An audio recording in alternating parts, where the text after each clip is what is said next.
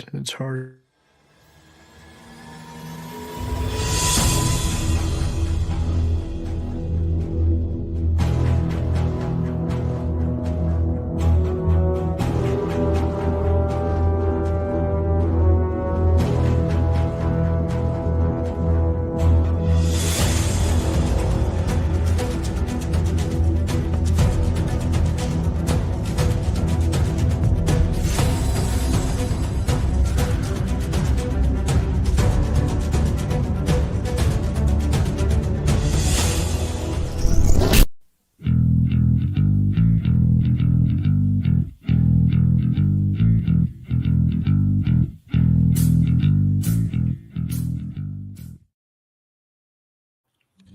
Greetings and welcome once again to Roman of the Empire.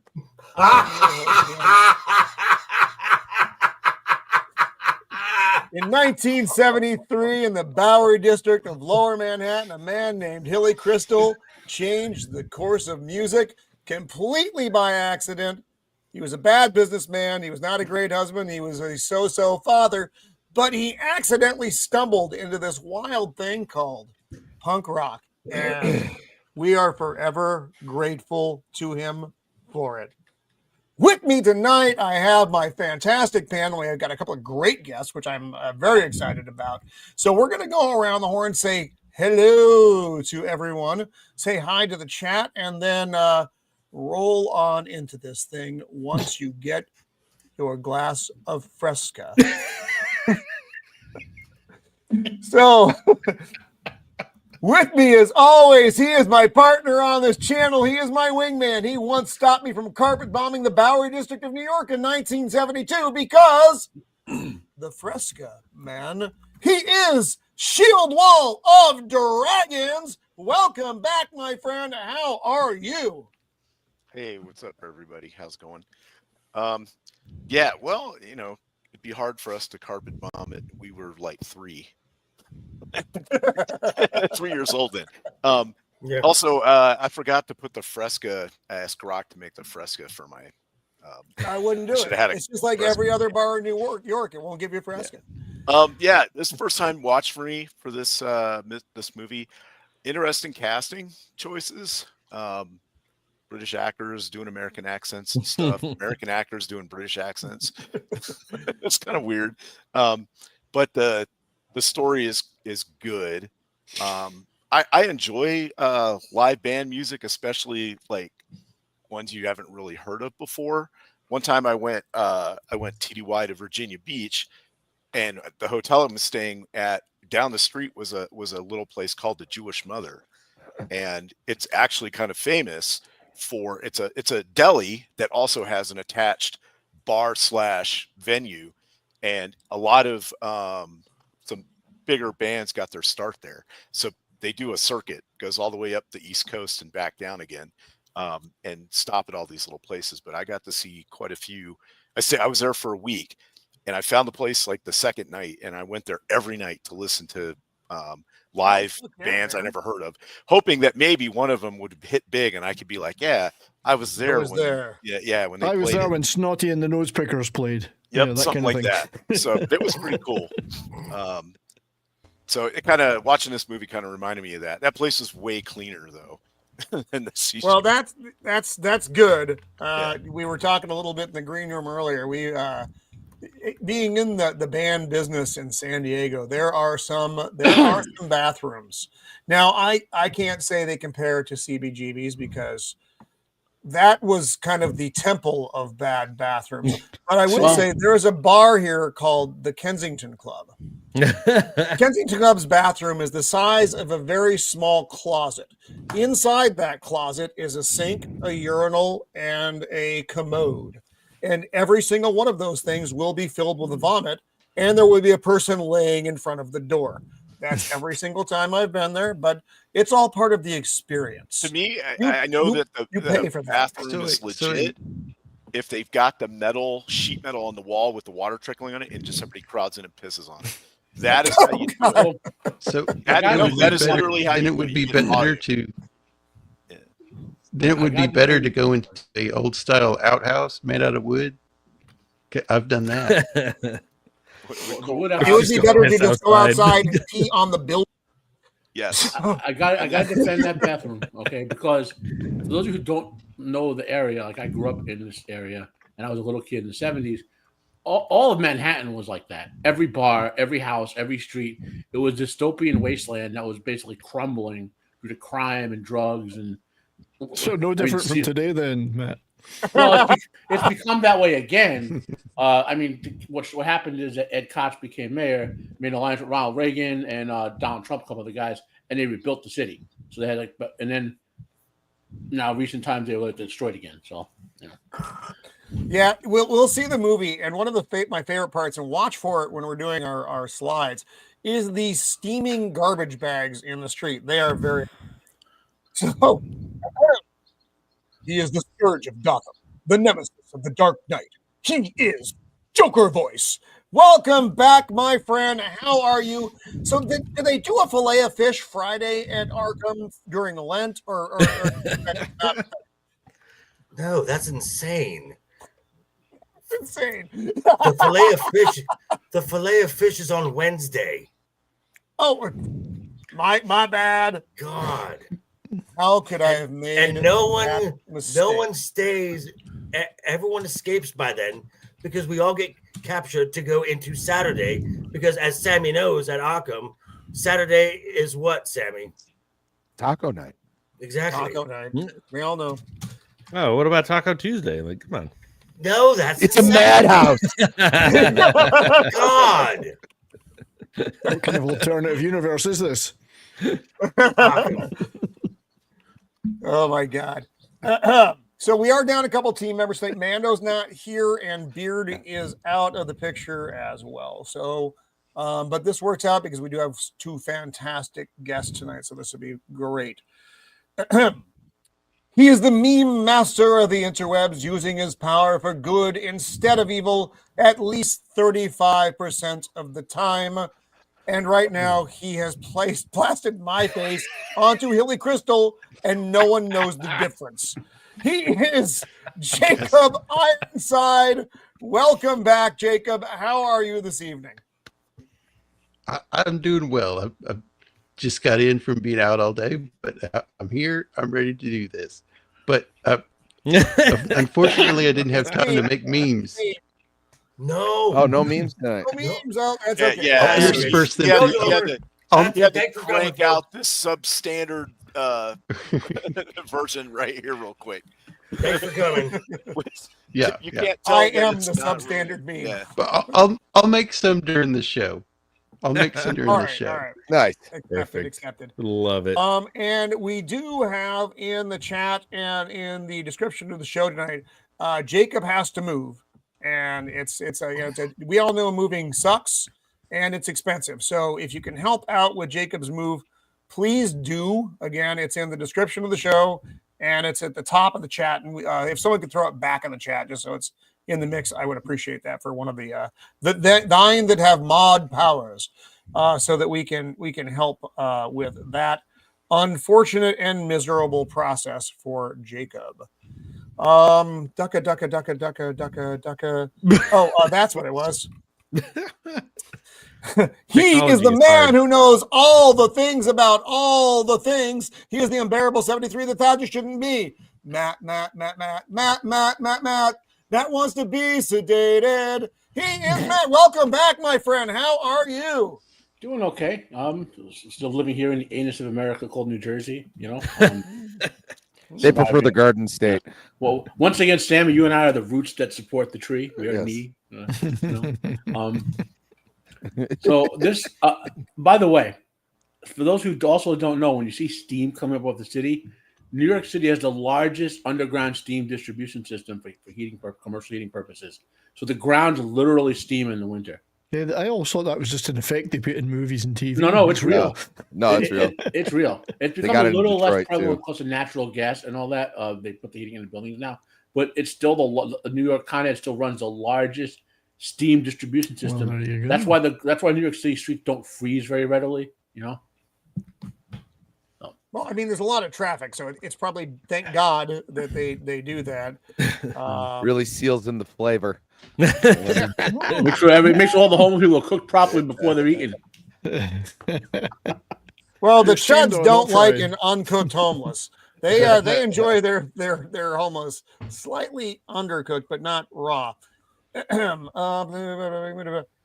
Musician, pop culture aficionado, YouTube prostitute, man of the people, Sammy Threepeat. Welcome back, my friend. How are you? I'm stoked. This was a first time watch for me, and yeah, I'm probably gonna have to buy this movie. This is fantastic. Like it was just enough. Sometimes biopics like this can be really tedious. This just happened to be a lot of fun, and it wasn't overbearing to a point where you were like, oh, like we get it. It was like it had just enough of everything, Right. Yeah. and it's an incredibly interesting story. So yeah, I'm really stoked to talk about this with you guys. By the way, Right on. Yeah. does Joker? anybody know how well the soundtrack did for this film? Oh, I should hope. Well, I do know that the record costs about $200 to get on eBay. Of course, you know So it that. Because didn't I do checked. that well then. It Because didn't I do that well. checked. yeah, no. Well, remember, this movie came out in 2013. The vinyl resurgence hadn't quite found its legs at that point. So when companies were putting out soundtracks, largely digital, some CD stuff, and then a very limited vinyl release. So unless they do a re-release, possible, unlikely, you are stuck with whatever they put out in 2013 with that limited number of records. So that's, like I said, so it's about $200 on eBay. I have looked. I think I found one. He's looked for- because looking- Roman has a problem. We need to I have do. an It intervention. does. I do. He needs to collect for the I sake got of a lot of collecting. records. Yeah, I'm like And that may with I- band may I- t-shirts. Before we go forward, I would like to ask our esteemed guest here, how many of these bands, sir, have you seen live? You can't be talking about me. You said esteemed. No. You can't be talking about Matt because he was steamed. Talking about steam. Well, you know, Not that many at the end of the day. What? I've seen the Ramones. I've seen I never saw Blondie. I've seen Iggy Pop. Seen Lou Reed. I'm missing somebody, and I can't think who it is. There was somebody else in Talking there. Heads. Probably Talking Yeah, Heads, boys. right? Talking Talking Heads. Yeah. The Police. Yes. Talking The Heads is Police. the only one You gotta I've The seen. remember- Police. I've seen There the were Police several thousands times. of bands that went into this place. Like Yeah, I looked up 50,000 50,000. bands. The Yeah. Cramps. 50,000. That's a Yeah. fucking insane number. to That- yeah. stage there. The Cramps are on the album. And I've seen Roman, the Cramps. eventually you will own records by all of them. Well, the Uh, Ramones I've played. got most of them. Ramones played Shocking. at CGBG like 74 times in 1 year. When they were first Wow. starting Yeah, well, they out, were yeah. kind of like the house band though for a little while. You know what I mean? So Some of them were difficult to see in the UK, especially the ones that didn't last long. yeah, that's what I was saying. A lot of them, a couple of them, besides like Talking Heads, a lot of the bigger ones, a lot of them didn't have legs. They didn't were have they were legs. they were just local acts. They, you know what I mean, where they just saw other people playing and they wanted to be part of it. Which, don't get me wrong, is amazing. I mean, I had a lot of these records at the time, but I didn't necessarily see all the bands. But the Ramones was a big one. I did see yeah, a it lot of in them wouldn't you 1970, allowed to no, be 1980. I saw the Ramones. 1980. That's why I had saw a the question Ramones in about '92, dude. Saw about them in the 80. Police. Like, Yeah, Mr. they Three-Peat obviously isn't lying. weren't a local band, so they flew all the way there just to play. A lot of CGBG. bands did, apparently. Okay. Yeah, I it became a. But weren't they a already li- kind you of know, popular though when they did that? Police, probably I think maybe- they did. Some bands just did it just so they could say they'd played there. Right. Yeah, Yes. Yeah. But they made it sound like in the movie that the police were like some undiscovered gem. No, they They're were sitting already there big. going like, No. "Oh, these guys No. are going to be big." well, it was only a year into their like American popularity. Also, the movie puts things a little out of order. Quite like, a bit. yeah, Yeah. So A lot of Remember, bands are it's playing in the mostly movie. true. A lot of bands are playing in the movie in the 74-75 period that weren't really playing there or playing songs they hadn't even written or recorded yet. yeah. right. You know, like it was- okay, so like the Talking Heads was the song that they played. Was that something that Psycho Killer, yes. Psycho Killer. that was Kiss their Kiss Eight? original like bust out Fa- fa- song? fa- fa- fa- fa- fa- fa- Yeah. fa- That's was all on in their first album. 1977. So they do Yeah. play with the timeline, but I don't care about that really. No, I think it's more about the feeling than it is about the. No, Yeah, I'm just 'cause like, I want that's people to late aware. Like, 70s, right? But when they have the band show up, it's like early 70s. Okay, so they said that they played the song, but they recorded it later on. So like that. Oh, so they Well, are. they had Patti And that Smith happens a playing lot. Because That the happens a Night, lot. and she didn't play that. She didn't record that till a lot later. So she's singing it in what 75 or something. Well, she wasn't singing it then, but that doesn't matter. It's about the spirit of it, I think. Yeah, they made Patti Smith so much less abrasive than. also, She did look appropriately crazy, though. She did, but it was just like we'll get into it, but We will. I don't think they did her justice. I'm sorry, I derailed. We haven't even gotten to our intros to the rest of our guests yet. Sorry. We haven't. We're getting there. Let's close that out. That says hi to the chat. It's then really dive into- easy to distract. We've got a Roman. lot to talk about. He is my alt universe son, despite what people say. I am not actually his father. He could be though. But I could be. He is the creative blue collar guy. Welcome back, John. Good to have you on the show, my friend. How have you been doing? Very busy. I mean, I know and, how you've been doing, but the rest of the people. Yeah, you know, I'm here. I'm alive. I made it through another day of work that made me want to kill myself, but I didn't. So here I am. Pretty He good. is your father, by the way. He just doesn't want to pay child support. He could be. Yeah, You It do just- live in it's- California, so he could possibly still be on the hook for it even after all. Oh, Hey, that's, hey, oh, hey, I let's should not look give into that. anybody Because if I could be any getting ideas. some money out of this guy, that would, No. It wouldn't go to you. Damn it. Your mom would blow it all on like jewelry and taking her boyfriend out. you know, and blow and whatever else. This Huh, got what? so weird so fast. Just do it here. Good God.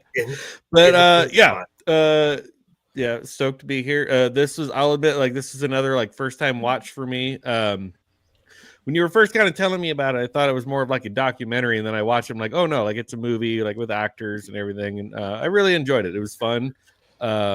Learning about just like I didn't know. I never knew, and I know I'm jumping ahead. We're all jumping ahead. We're like spoiler alert, everything.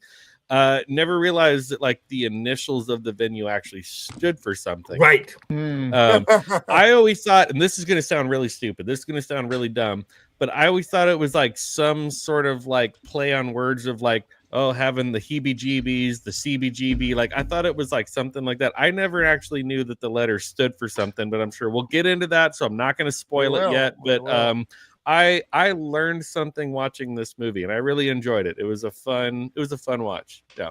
So Right stoked on. to be here. Cool, dude. And then, last but not least, he uses the music of the past to try and save By the the way, John. future. He is that 70s rock fan back with us after a long hiatus. This was the perfect movie to have you on. I'm You so just happy called me you're a able to be here. hyenas. Sorry. Yes, The highest. Don't The be highest of too hyenas. The highest. deterred by that. Thank you for having me. It's an absolute pleasure to be here for all of you. It's always goes It down is, well. it That one. is. It's so this is actually less of a biopic. It's more of a biodegradable pic, given the state of the toilets. I think. Which you can still, I believe you can still smell the toilets, even though the club isn't there anymore. I think. You can Matt- smell them through the movie. Matt, Yeah. is that true? you can smell New York from where I'm sitting, and I'm across. Yeah. Hey. So I never had the pleasure of going into CBGBs. I did walk past it once though, when it was still there, but I didn't go That's in closer than I got to because it. it was early in the morning. I don't think it was open yet, and there was nobody playing I was interested in. So, but I did at least walk past it, so I could say I'd seen it. That was it. That's my That's big story. That's all I've got. I've got and nothing else. that's it for that 70s rock man. Thanks for And being he's with us out here. tonight. He's Yep. out here. Yeah. So right. I find it's by the way, anyone that wants to watch it, it is free on YouTube. This movie, it's Oh, free for sure. on YouTube with ads, as they say, but it's free. So if anyone doesn't want to I spend watch it for on a copy, Tubi. yeah, It was it's on free to Tubi. watch them. Lots of I think I places you can found watch it it. So. on, was it Peacock or Prime or something? I forget. Yeah, what I so- found Yeah, I it. watched it on Amazon Prime. Yar. Yeah, I think it was Prime. I found it quite a funny movie. It was played a lot of as There was as a lot of comedy. there was a More lot of comedy, man. Yeah, so It's actually, it had a terrible reputation at the time, reviewers wise, but I think it's actually pretty good. Yeah. I don't think they got it. That's the problem. They didn't get it, no. But can I don't just say though, I know either. like we're gonna get into all like the talk about the Yeah. casting and everything and stuff, but it's like I have such a hard time seeing Alan Rickman not be British. Like even when you hear him talk, it's just like you just expect him to be British. Like Yeah, but you know what? I saw an interview with Hilly Kristal, and I was like, all right. Okay, yeah, man. I always used to I'm miss good with that, and I said, how come that comedian runs this club, Billy Crystal? I mean, it just was weird.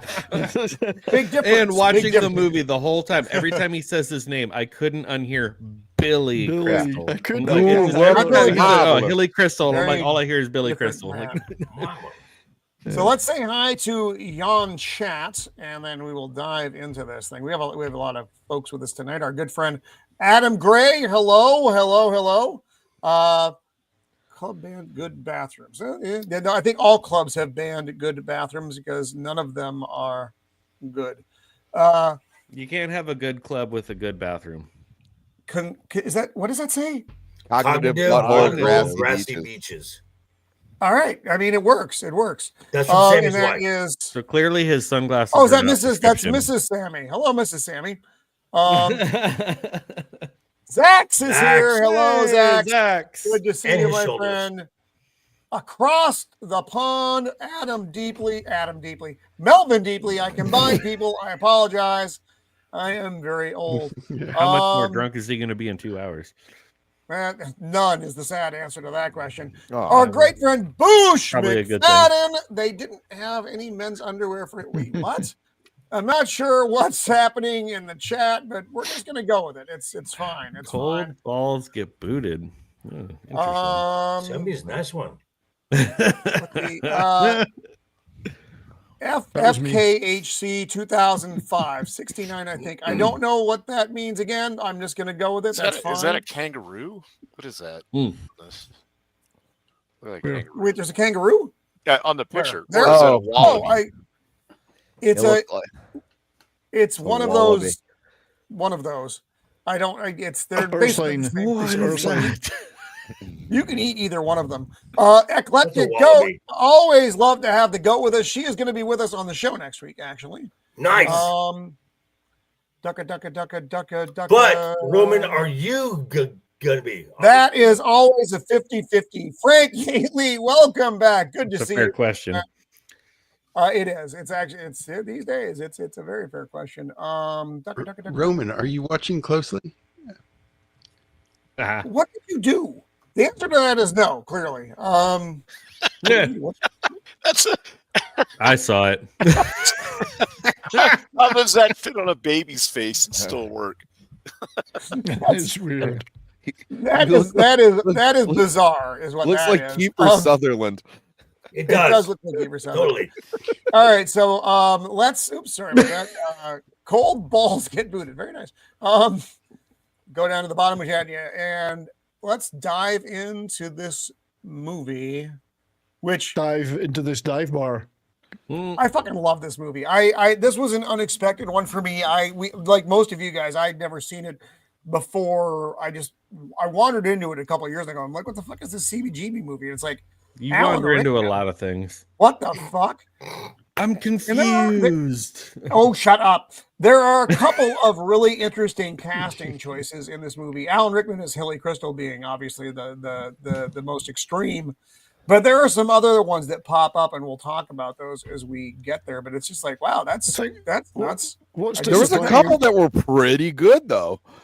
Yeah, absolutely, absolutely. For the most part, I got a couple What hot was, takes on a few what of was them. disappointing for me was that Alan Rickman didn't fall out of a single building in this. It's Yes. really disappointing. So this No, is that's where only at CBGB Christmas time. love the this is White the start Zombie of poster. punk rock. Yeah, the movie White Zombie, mind you, not the band. I They know, didn't that's exist what I'm for saying. a long, I long love time. that poster. I would give Yeah, that. they didn't M come poster, around for too. at least another 10 years or so. Somewhere in Connecticut. The story is mostly true. So it's these two Yeah. buddies down in the basement, and he's like, dude, I want to start a magazine. And I think, who's playing? Is it Lou Reed? I Yeah. think Lou Reed Yeah, is it's playing. like Yeah, he's playing and Lou Really Reed. weird Lou Reed record. It's bizarre. Man, fucking did that stuff. And the guy's feedback like, record. fuck this. Okay, Set that so- feedback record. Let me point out this comic The book panel feedback style started like in the mid 90s and seemed to peter up by 2015. There's a bunch of movies where they use comic book style panels to try to tell the story. Some it works in. This one it works in. Some it doesn't. You know. So. Yeah. Well, it's No, because this they one worked used out it nicely because of the- sparingly. They didn't. Yes. Well, that It and worked quite well. it's the story, Well, you this- know, because it is punk rock magazine. That's why you get, that's why you get this. Well, Stuff this at all. movie has a lot of time jumps in it, so the style works with the time jumps. Oh fuck yeah, there are. Imagine your parents calling you Legs. I mean, what a silly name to give you. That's an odd name. Your sister, who's your So- sister? Arms. Oh, stupid American names for kids started in the 70s and it's only gotten worse. Yeah. It's true. Yeah. Rupert Grint. By the way, go back one. Why? Go back one. Actually, I my black friend, he was Johnny asking if I had Roman. any kids yet, and I told him I was like, "Well, Jackson started kindergarten, and Gogurt just made it to the first grade." He's like, "Gogurt," and I was like, "No, I'm just messing with you." Gogurt. I like it. That's it. I forgot Rupert Grint was in this. Yeah, he did. Yeah, all right. fucking. Yeah. I thought, he was just. When you see him pop up, you're like, is that fucking Ron Weasley? Ron Weasley. Right, Yes, yeah. yes, a dude from He did not Cleveland, age well. man. Did not dude. age well. But then also like Johnny Galecki, I was like, oh yeah, like he actually did something outside of I Know What You Did Last Summer and Big Bang Theory. Yeah, Yeah. Joel David And Moore Christmas as Joey Vacation. Ramone was fantastic. Oh There's yeah, a yeah. lot of people you've seen in many other things in this movie. Yeah. But honestly, though, with the Ramones, it's like you could have thrown like a wig and sunglasses on anybody and kind of been like, there you go. Like, Even it- Roman Not could with get away Joey though, with it. because Joey's such a weird, long, lanky, Right. bizarre. and it was good. It was good. Like they did a really good job. But at the same time, I'm kind of like, I don't know. Like it took me a minute to realize like, oh, that's that one guy that's in a bunch of movies that like nobody knows his name, but he's always just sort of like a bit player. Yeah, Um, yeah. So This here is we a are, character somewhere actor movie. near Matt's house in Hightstown, New Jersey, Yeah. at a chicken farm. Matt, are there chicken farms near you? Chickens. Yeah. Yeah. That's Matt's own chicken farm for his own supply. I live in the midst of millions of chickens. Yeah. He's an egg this is- millionaire. Oh, these days it's possible. So this is Baby Hilly, Is it Hilly Billy? the boy who become the godfather of punk. This is just funny. He's just yelling and he just throws himself out of the crib. It's then he runs. And this part, my wife and I are watching, we're like, oh my god, kid. Yeah. I was like, because like all biopics usually like start with some sort of tragedy, and I was like, oh, how's this gonna go? And I was like, oh, never mind, it's fun. We're having fun. Cool. It was still fun. Meanwhile, back on the farm, someone kidnapped Hillel. They're getting ready to go find him, and he's just standing there.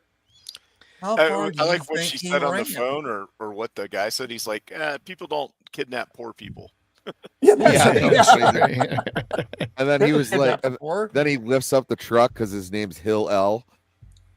Oh yeah, very good, very good. Oh, that was It's a funny unfortunate. movie. I think the critics didn't like it because they wanted something serious and dark and earnest, and we've got a movement going here. Real life isn't Well, like that. People were just having fun. A lot of the Almost time, yeah. all of these comic book style panel movies were panned by the critics. Yeah. They Now, this hate the movie would have style. been a lot less fun if they had made it in a more serious tone. No, and it would have missed True. the point.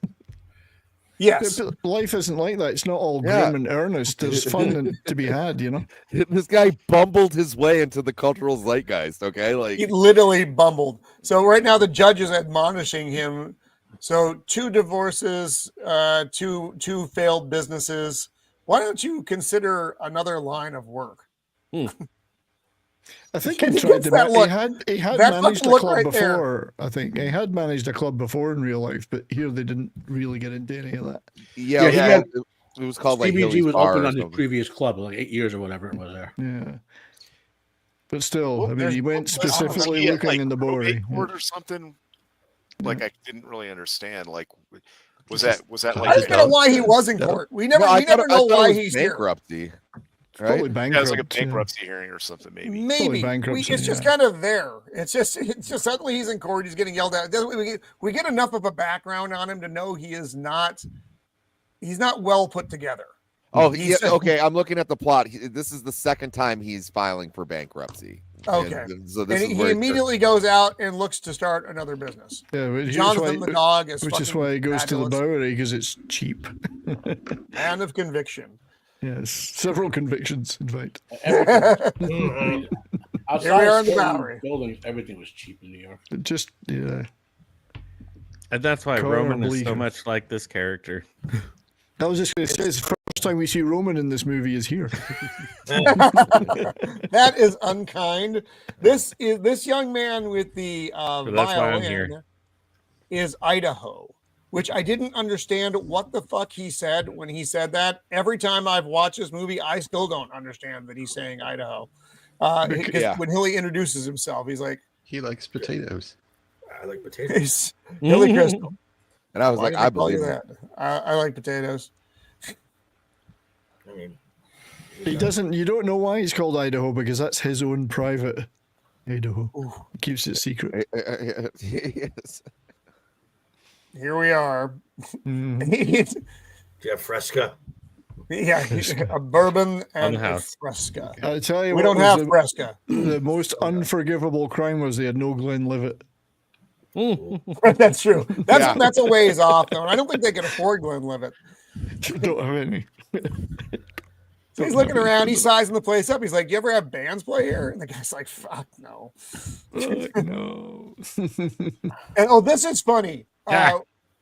Because he's like, "I'm gonna buy this bar," and the guy's like, "You have money?" And he does this kind of thing with the hands in the air, and he makes a face every time anybody asks him about money, or if they're going to get paid, anything. Literally, he just makes kind of a, what are you gonna Yeah. do? It's a given. That's how you get investors, and then that's how you go bankrupt. That's Estelle Getty, by the way. Oh, That Roman, is Estelle check. Getty. That is I have George another meme, Costanza's Roman. mother. What? Is it? All right. You have another Estelle Oh no, that's I'm sorry. Costanza. That's Estelle Harris. Estelle Estelle Harris, Is Estelle that- Costanza. Harris. Okay. Who plays Bertha Kristal, Hilly's mom, and who also played George Costanza's mom. Yes. Oh yeah, no. See, I'd never You're noticed right. that one. I watched it. Roman, Watched it this Where are morning you, again, and I never noticed that. make- I'm down there. Jacob, why, Jacob? Why? That's a keeper. You can't just Because do he that. can. Using his Actually powers kinda for works. It It actually kind of Absolutely works. using his A powers little for disturbing. evil. Little disturbing. So he's going to But bed accurate. to get the money from his mom, which it's like, okay, that's cool. And this is where we get to meet Merv. Oh, Merv, Merv Ferguson. Why is he always wearing a hard hat? No one knows. Nobody knows. Nobody knows. He keeps it under his hard hat. Also, here's the thing: is Merv Ferguson was born in England and then moved to America. So at least that's what the trivia said. Yeah, he's played like he was on one of the Batman TV shows. That's one of the villains. He's played in Law and Order. This guy's been all over the place. Sons of Anarchy. He was in. For yeah. a while. Yeah, He was in. This guy was in. Wow, Blade. 70s. Nice. That's good. That's good. I like that. I need a copy of that. He was on Yeah. Vikings. He was in the Patriot. Yeah, Yeah. he was in Vikings. You know who he was? Blade. He was that Blade. weird vampire in Blade that kept getting Yep. the comedy. Yeah. Oh, yeah, That's Quinn. right. Yeah, Yeah, Quinn. Quinn. Armored off and Quinn. stuff. Yeah. That's Quinn. Yeah, he's a good actor. Hilly's, Oh, this is, yeah, and snappy again, this name. is if you look at what Hilly's doing right now, clearly someone is asking him about money again. Well, he Those shows hands his in the business, air. this Ah, is what his do you business want? plan. This is his business plan. He just shows his hands. That's my business plan. It's like, yeah, all right. So Hilly's on the Bowery, and this is real raw at this point. So and he Yeah. gives Idaho some strings for his violin, which is kind of nice. And this was a theme of Hilly throughout the movie, though, Yeah, generous. to a fault. Yeah. This Chili. is one of the most disgusting things I've ever seen in my life. No, that came out of the toilets, didn't it? No. Yeah, it may might have. And this is That's where we the get pipe. to meet Lisa Oh, so Kristal, gross. played by Ashley Greene. This is Hilly's estranged daughter. She had to quit college because they got no money, and she just came back. I mean, they're just putting it all together themselves here. See, I like this ethos. So get it all done yourself. Yeah, good I think ethos. she was in the Twilight Well, movie. now we got a stage. Yeah, she was. She was. She was She was in- Alice. She was in Twilight. One of the many women more prettier than the main actress in the show. And here we have the band at television. Badly named. I never saw one TV set in their act ever. Oddly enough, no, it's true. And actually, I bought this album because of this movie. It's a great album. I'd never heard of them before. Why did you wait so long? I'd never heard of them before. I had never heard of them before. Yeah, this I'd movie. never heard of them Because he either. had to buy it on vinyl. Good God, I had that years ago. Yeah, my aunt had all these albums Marky before she got Moon, rid of great most track. of them. So here we have Terry Ork, played by Johnny Galecki, who is the manager for television. And he basically looks like Leonard with a beard, which is kind of what he is. I mean, I will say his beard looks legit. I didn't think pretty he good. It does. off. Yeah. And he's trying to talk Hilly into letting him play here because it's so CBGB is country, bluegrass, and bluegrass and blues. And he's like, "What do you guys play?" And he's like, "Well, some all original music, some country, some blues." It is So he kind of interesting. worms their way in. It is interesting because Marquee Moon was a hit album in the UK. I don't think it did anything in its native America, but it was pretty well known over there. You know, it's weird how that happens. Like Television's Marquee Moon was a big album in Britain. Yeah, I But mean, chart- like I a said, I'd chart never even album. heard of the band Yeah. before. Right. This And yet movie. they're as American as you can get. You know, it's weird. And the thing is about this whole story is that he originally thought that it was going to be country and bluegrass was going to be the next big thing to come to New York. Right. Well, it's I mean, like- country music is the biggest music in the U.S. Yeah. So, like in terms of Well, sales that's and why Yeah. one of the funniest lines in the movie is when he's being interviewed at the end in Right. the credits. Yes. Probably we're not there yet, but that's about that. It's the In funniest line. Nashville. Yeah, I was right, except it was in Nashville. Yeah. This scene is funny where they're talking and he's like, "I bet they stink, but maybe they get better if they got to play for people." But this It's like, is, and this yeah, is the a great sound- ethos. It's a great ethos he had, even though it wasn't music he was into. I like the fact he said, as long as they're playing original material. Yes. And he didn't want covers bands. He wanted original material, and then he seemed to get it that it was that they were trying something different, at least, even though it wasn't his kind of And- music. I like that ethos. But look at And those well, I classic think it was a 70s twofer though, songs. and that's one of the things that Terry Ork said. He's like, "Oh, you want original band, so you don't have to basically pay royalties."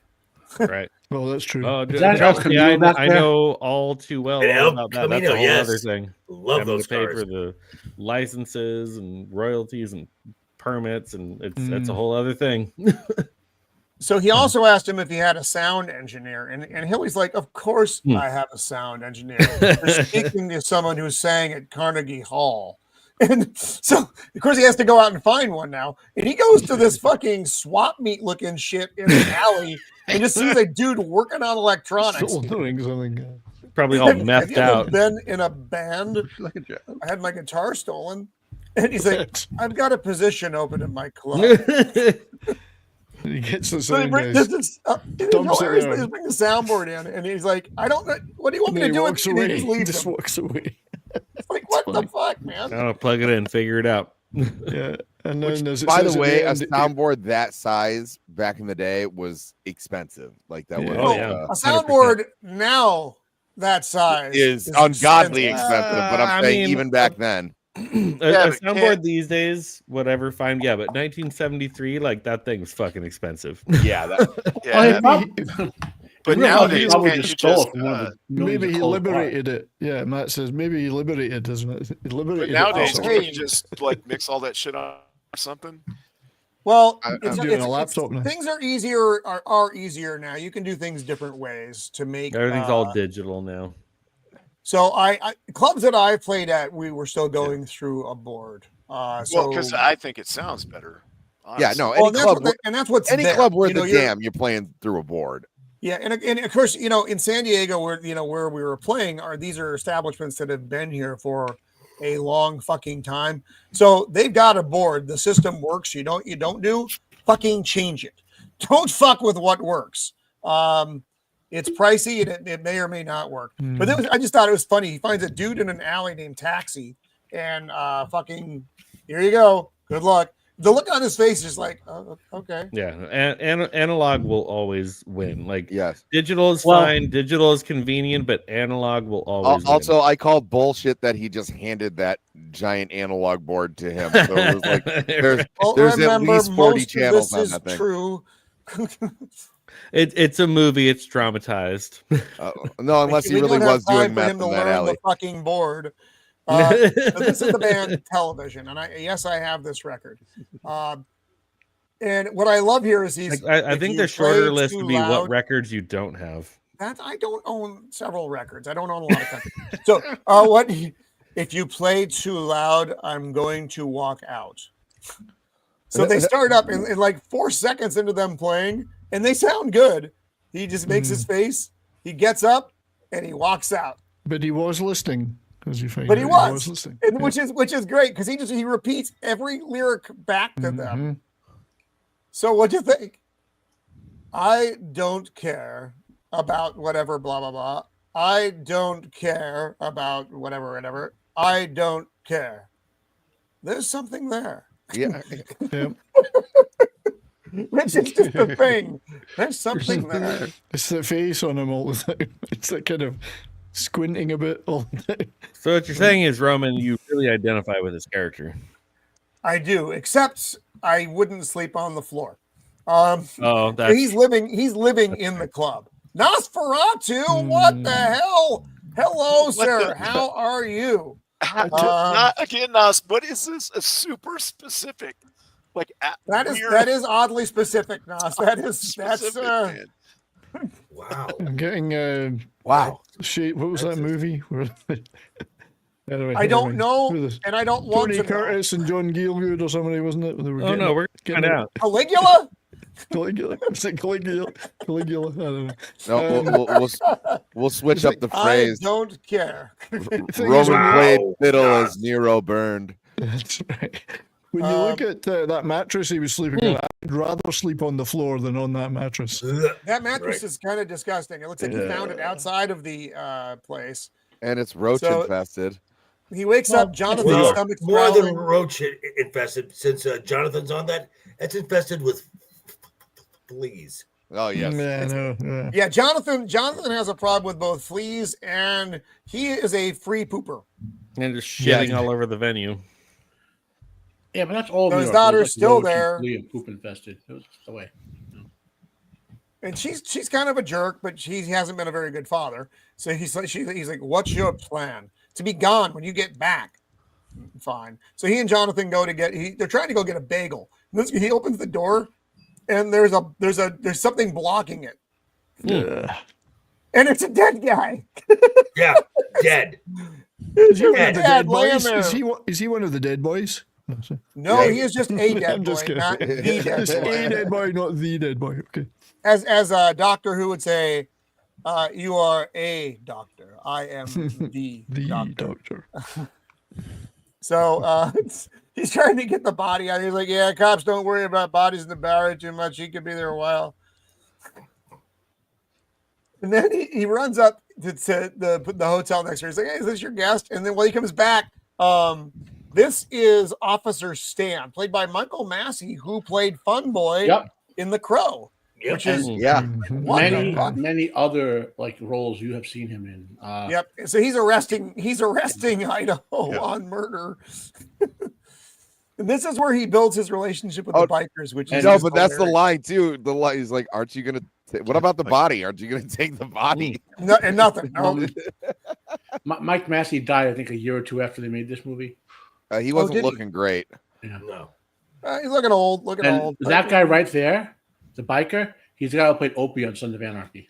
Oh. Yes. Good catch, yeah. He's a bit typecast then, is what you're saying. Yeah. Yeah, you gotta look. So he's asking he's letting the bikers drink for free, and he's asking them for advice on how to get Idaho out of jail. He's like, and they're like, well, what do we get out of him? He's like, you take care of me, and I'll take care of you. He's just establishing a rapport with them, and it works out very well to his advantage. So now he goes and collects Idaho, who immediately throws up. This was funny. Truck runs out of fucking gas. He puts vodka into the tank to try to get it back. Yeah, he's got like a equipment moving, furniture moving company. Yes, it is a piano moving truck. Yeah. Not a great debut for television, as the water leaked through the ceiling immediately into the mic. That's fucked up. That's not good. That actually almost happened to me on stage before. Shut up. Only I was pouring a pitcher of water on myself and didn't realize that I was over. No! And then I felt some hands pull me off stage, and I was like, "What was that about?" And they're like, "You almost just blew yourself through the roof." And I was like, "Thanks." No, there was a club, Buster somethings. It was a real shithole, and every time, because I get real close to the mic when I'm singing, but anytime I would touch it with my face and I'm holding my guitar, I would get fucking electrocuted every fucking time. So I'm like, oh my God. It was horrible. You probably deserved it. So television played the show, and they pay Taxi, and he's like, this is $7. What am I supposed to do with this? To be fair, $7 went a lot farther in 1973 than it does today. Yes. So he goes along. Yeah. It did.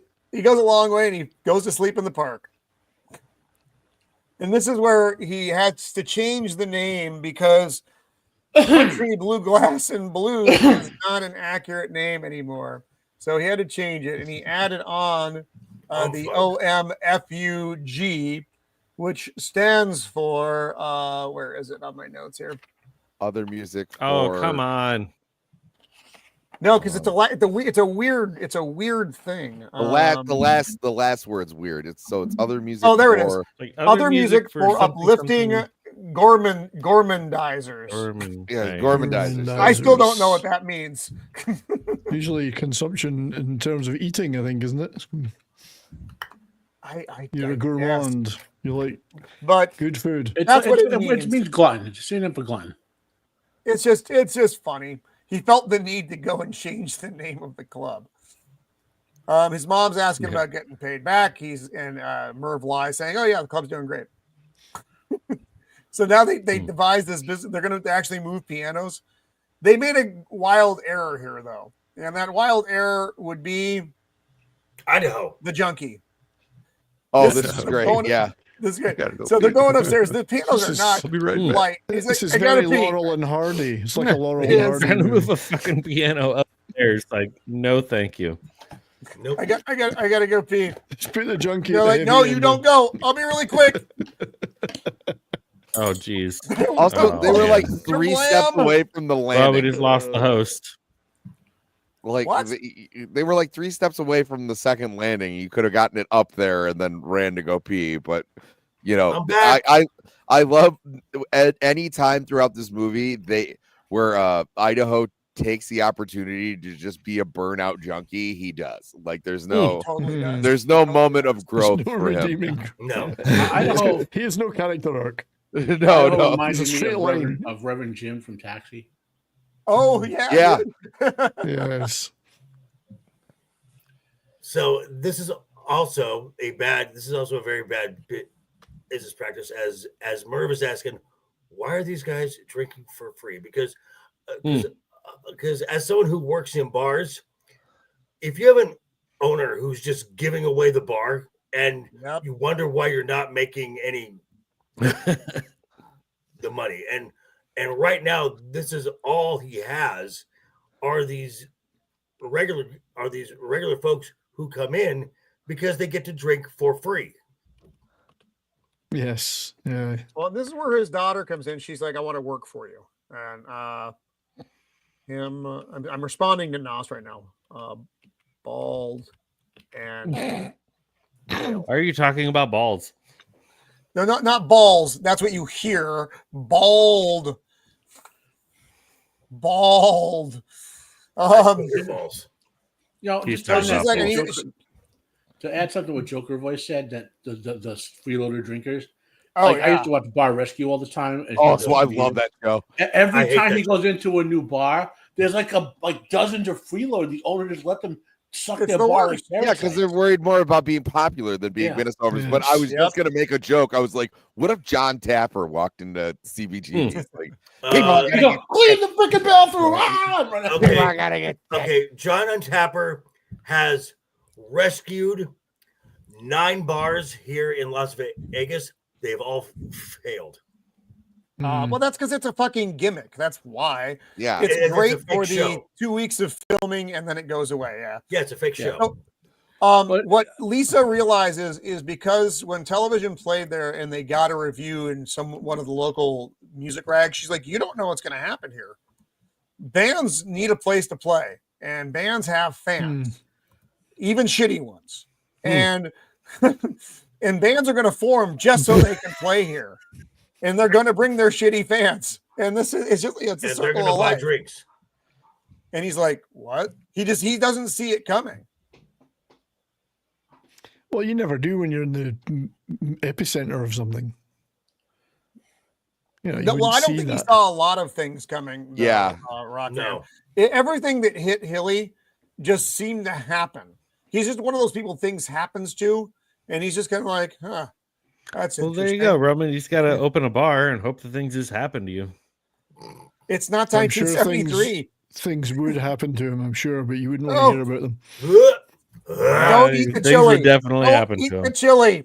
This is the chili recipe, which they have the junkie making it. You can't. But I that, can't that's even how believe you that that's how you become immune to pretty much everything else out there in the world. The rat eats it and dies. Yeah, you know I can't how even that is. believe that there's Well- certain food there. well, the Like, rat- It's Ratatouille in real life. No. Well, the Oh, rat- Cannoli. Hello, Cannoli Sasquatch. Our good friend Cannoli Sasquatch is out there. Always good to see you, my friend. I think the rat's name's like Idaho. Coffee or something. they got And an so, air freshener hanging in the kitchen. And, And it's Idaho freaked and out. the rat, for some reason, have a strange bond. Yes, he's like, Yeah. don't make eye contact. He'll see you. Don't you don't should've freak him given- out. Should have given it a name, called it Ben. That would have been a good name for it. Ooh. I have No, it another actually did have a meme, name Roman. because Yeah, whatever Ned. the rat's name Ned. is, I think it was Ed. because she comes in, she's like, "How's the chili going?" And he's like, "Oh, the Ed likes it." Not saying Ed's the rat. She's like, "Well, as long as he Okay. likes it." Yeah, like Lisa. Yeah, never That's eaten a how he place said like it. this. And here we go, slapping up the Oh, Roman, I have another meme. flyers. Oh dear! Oh no! Please don't be me. Yeah, that tracks. There you go. I'll take I it. like it. well done, and thank you for not making it. I thought you were about to make him Blondie. Thanks, buddy. So writer, filmmaker, this is just she's a person of the era. They're just talking music. He's hitting on her, and she's English. And they're like, "Well, do you want to work for us?" She's like, "Well, what else is an Oxford degree good for, other than impressing your parents?" yeah, that really kind of was like, you have an Oxford graduate just rolling around in this part of town. Sure. Yep. I guess. But look at Things this were different place back filling then. up. Yeah. Any of us who've been in the business would have been thrilled to have this kind of reception. Mm-hmm. Oh, yeah. Just Yeah. rolling into the bar, man. Well, Please kill okay. me. But something that they don't say is so there was another premier place that's where what I like all say these every day at work. up-and-coming bands were going. It had just closed down, so he really was just in this right place at the right time. Mm, They needed somewhere to play. somewhere to go. Yeah. Yeah, And in the Bowery, no one complained about the music, or no one. And if they did, no one cared. Well, they were all dead.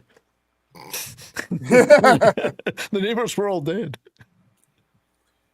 So here we go. We introduced television for the first time, and Here we are. I think he gets a sense that something is happening. television.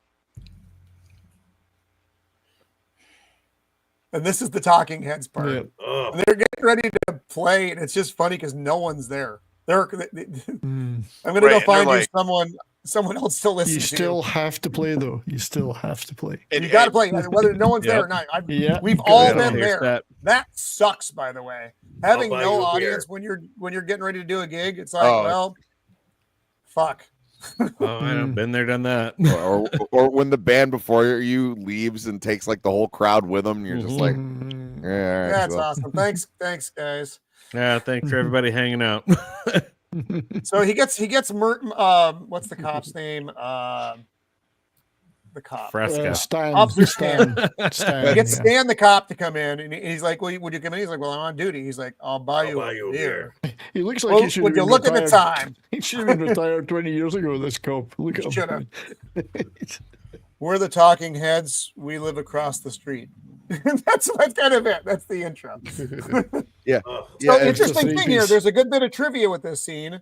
The girl that's playing bass as Tina. What is her name? Robin. Tina Weymouth. Tina Weymouth. That is Sting's daughter. All right. Really? Yeah, that's actually Sting's daughter. So I thought that's kind of an interesting little bit. Yeah, there. Mickey Sumner. Mickey Sumner. Yeah, because that's his real name, Sumner. Gordon. Oh no, that's Patti Smith. Mickey Sumner in this. I'm getting confused. No, Patti Smith is. So it's where's my fucking? All right, Patti Smith is Mickey Sumner. No, Patti is Mickey Summer, but that's not the daughter. The girl in the Talking Heads is the daughter. Where's my fucking note? Oh Lord, I lost it. He doesn't have his glasses on. He can't see anything. Blah blah blah blah. Cheetah. Oh, you know what? No, I'm going to just ignore everything I just said. Yeah, I'm never going to argue with Rock Fan again, and I didn't. So much right now. I mean, it's only because I was looking this shit up earlier. I've got the notes. I'm like, why? I don't know why I thought that was the girl because I get this shit wrong all the time, mate. If they ever need an actress to play Farrah Fawcett, it's that chick in this. Oh, the blonde, yeah, she's so now it's going through the sequence of introducing bands. Like bands.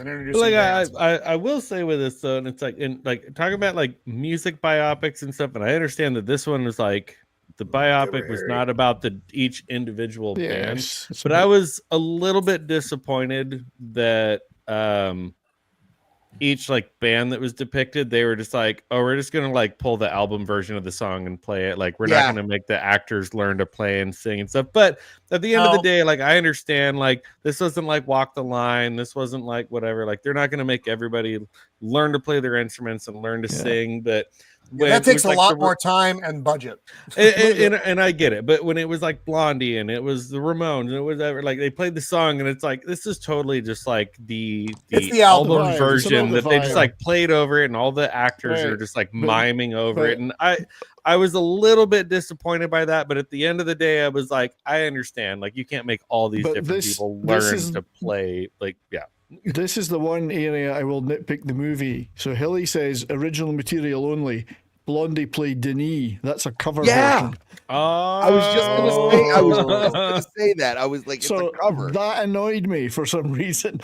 Well, maybe by this point he had loosened up a little bit. I love the record. Don't get me wrong. I love the record, but it just something that Roman never does.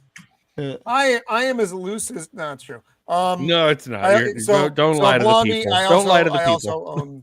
I also own Blondie.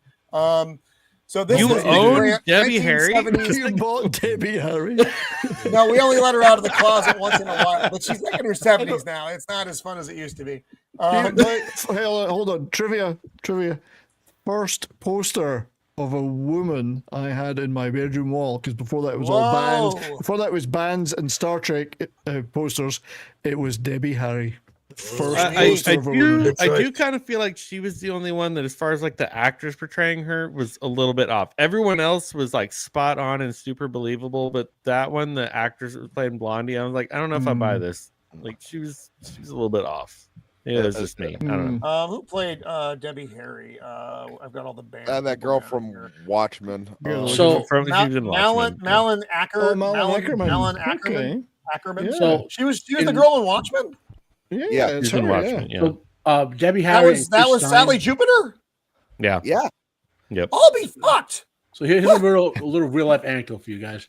So Debbie Harry and Chris Stein were in a relationship for like 10 years and all that. During one of the times when they broke up in the 70s, briefly, my aunt dated him. Damn. Oh, wow. Shit. Really? Wow. Your Holy aunt's crap. getting more and more interesting, bro. I'm just saying. I mean, I know you said she was interesting Sorry. to begin with. Okay. She was a hippie. Wait a minute. Wow. Was that Debbie Harry or was that Wayne County? Yeah. No, sorry, I'm just kidding. No, that's still Debbie. That's still Debbie. We I'm haven't gotten just to Wayne kidding. County yet. All right. So, So, here we have Patti Smith, and this girl who played Patti Smith. This is the she nailed it. She was so Patti Smith. Also a cover version though, if it's Because the Night.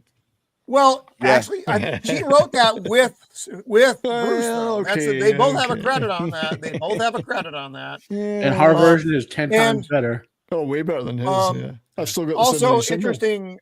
She was the last person to play. She played the closing gig at CBGB. Yeah. She was. 3.5 hours. Give it then, like, okay, now that we're kind of, I mean, I don't know if we're like jumping the gun here or whatever, talking about casting. Taylor Hawkins. We'll see Taylor Hawkins in a minute. Okay, I'll wait. I'll yield to you. There I'll is. leave that up there. Speak of the devil, and he There he is, appears right before there. you. There's so I going into this movie, like I was like reading about the cast and like who's in it, and I totally read that he was in it and he was playing Iggy Pop and stuff. By the time they showed him, by the time this happened, I had already forgot that was Taylor Hawkins, and then all of a sudden I was like, holy shit. Yeah. It's crazy. First of all, rest in peace, Taylor Yeah, Hawkins. But I was like, oh my god, like he fucking nailed it. Like, And one of the best lines in the whole movie. Yeah. Yes, the one coming up. Yeah. Oh my. but I mean, I like, paused like this because I he- was he laughing like a fucking nailed maniac. his part. Like, holy shit! Like him playing Iggy Pop. I was like, holy shit! Like I forgot that was Taylor Hawkins. Like,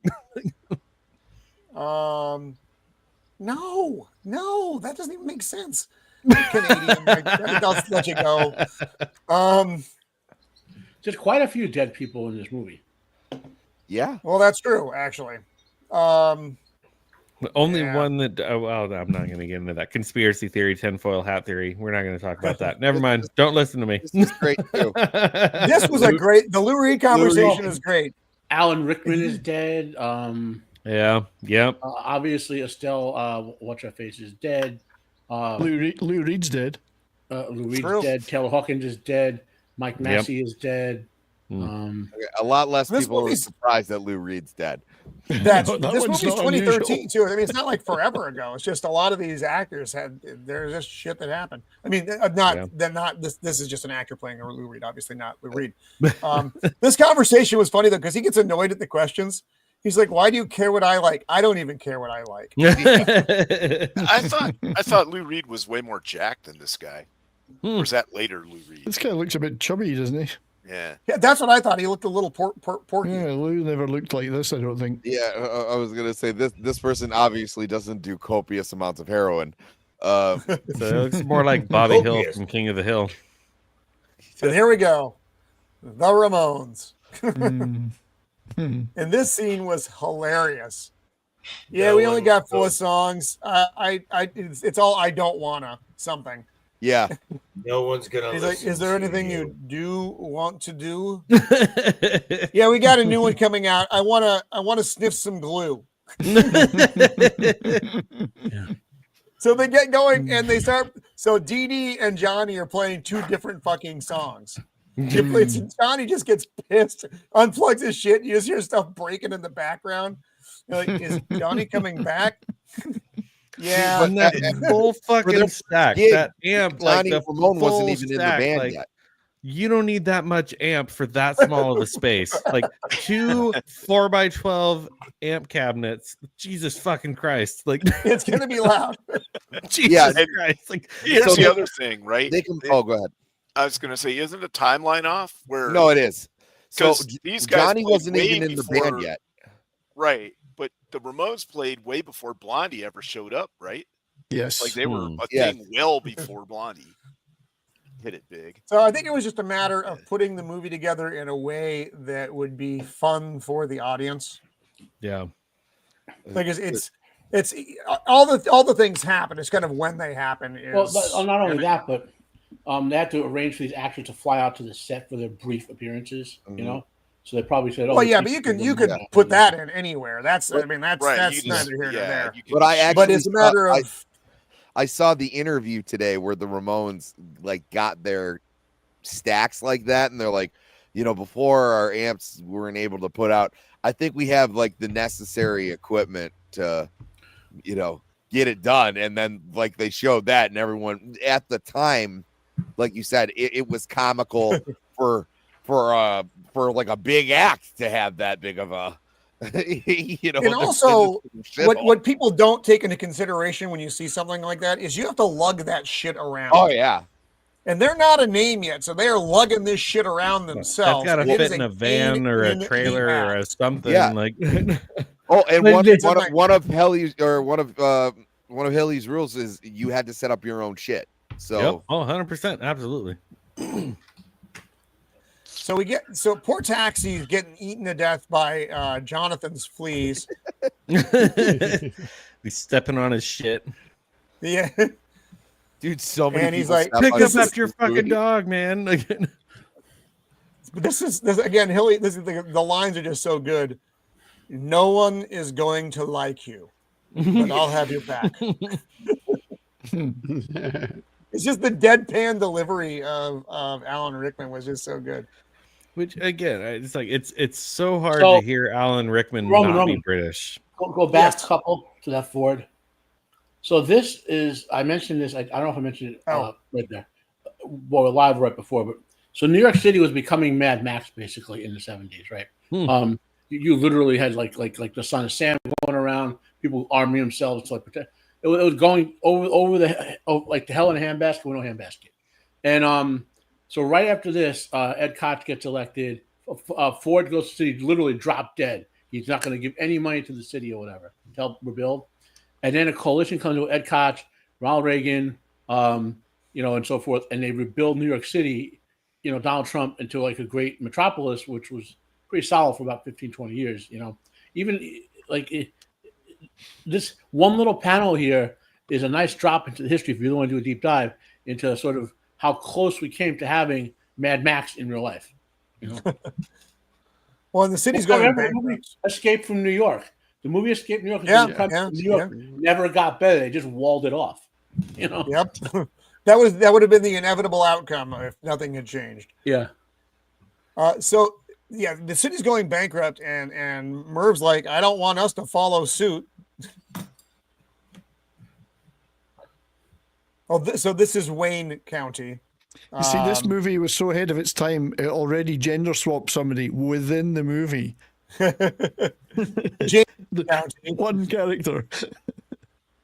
So they got the music producer down there now. Of course, he's drinking for free because everybody. And this Lisa's like, we're not making enough money. Bradley Smithford, he was from the West Wing. Bradley Whitford. Yeah, there you go.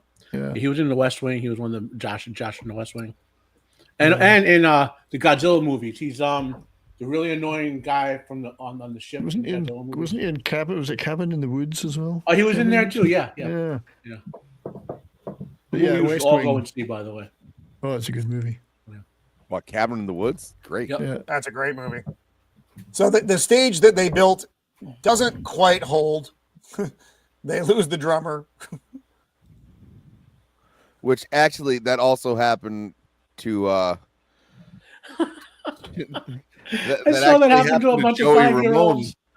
Because originally he was the drummer in the band, and because he's so tall, lengthy, and awkward, he didn't know how to correctly like sit on the seat, and he just fell backwards. And everybody thought that was hilarious. Apparently, when I was a kid, the kindergartners would put on a like when they would graduate, they had the ceremony and sing a couple songs on the stage. So I was like in second grade or whatever, and we all had to go to the auditorium for that, right? And so sitting there on the fake stage they built for these kindergartners, and all the kids in the back row, that it collapsed under them. And I was laughing so hard. New Jersey death traps with our friend Matt. Am I the weirdo here? Am I the only one that didn't have this like first, second, third grade graduation. They were just like, get We out of didn't- here. we didn't Go do that. back We to didn't do school. that. Yeah, we didn't do that stuff. No. Yeah, that's what I thought. So they are making no money, and he has no system at all for tracking the money. There's just these are all the papers and receipts and random bullshit. She's like, I'm taking over the finances. He's like, the hell you are. Mhm. So she storms out. You're fired. Um, He fires her. this guy's It's like you're fired. this poor guy. So he goes, he gets some army boots. Good move. And he's just so happy. And Jonathan's always happy. He's just there. Look at him. Look at me, man. These are the dead boys. There's Ron Weasley. And that Oh, is God, Ron so Weasley. is, Rupert my Grint. God. Mm. Did not age well. So interesting story, though. So he's actually, we're going to see him, the actual guy, Cheetah Chrome. He is the taxi driver that's going to be picking up Mrs. Kristal later in the movie. The actual dude, kind of. Oh, the one that's like, I prefer Beethoven. Yes, that's him. Yeah. Oh, there's Jonathan just shitting everywhere again. He's like, your dog just took a shit on the floor, man. He's like, yeah, he does. And the that. sound guy stepped on it. He's like, dude, like clean up after your fucking dog. Yeah, but someone else said something too, like, oh, it was like, yeah, I piss in the chili, or Oh, yeah. I made it piss better. in That made it better. ice machines. Is what oh he yeah, I said. piss in that, ice machines. I was like, I Oh, love what's this his guy. face? So Hilly's getting a talking to by staying on the cop. He's like, hey, there have been some complaints. That's where you got the fresco on the house. Well, that's After he gets because the fresco. we skipped over the part as to why there are some complaints about the Well, police. yeah. Is yeah, the one chick went wild with some whipped cream. Yeah, there's a She little got out of colorful incident on stage. Oh, yeah, there was that. He- Who is that? Who is that? Who's who? The The dead actor. boy? Actually, I don't have him. Because He that looks was like, I mean, the Which only other dead boy thing that I is? recognized him from was the show. it looks like James Purefoy, but I don't think it is. What was it? Was, No, it was no, that it's not him. firefighter show with Dennis Leary. No, Um, he's Oh, the- rescue Oh, me. Rescue Rescue Me. me. Rescue Me. Me. Yeah, yeah, that's no, what but it he's was. He was in the Rescue Me. guy who was getting married in The Hangover. Yeah. Really? Yeah, The one nobody Oh, remembers. we fucked up. We lost whatever. the yeah, fuck that name was. that's him. I'll be damned. But he's not paying his bills. So the way this building was, it wasn't a regular like landlord. It was an association that ran it. So they made a complaint to the city, and then that's why the cop is there, giving him the warning and a fresca. I like to think that Fresca. anybody who shares a drink with me in my bar is my friend. Fresco on the house. The only bar in New York with Fresca on tap. He walks in and so we're in the bathroom now. They're doing heroin in there and they're beating the shit out of Idaho. And this pisses Hilly off. He drags him out to stay on the cop. He's like, they were not abiding by the rules of the establishment.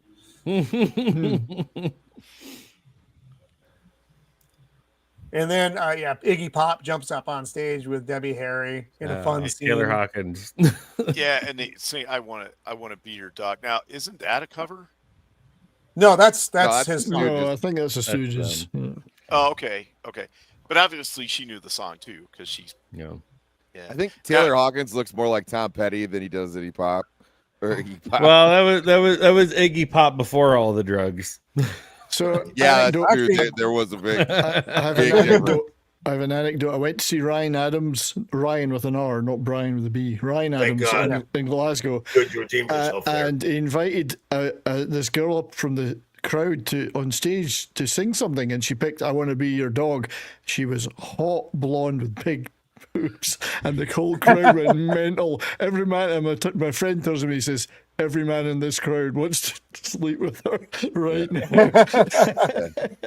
What do you guys think about this? That did Iggy Pop pioneer the stage dive?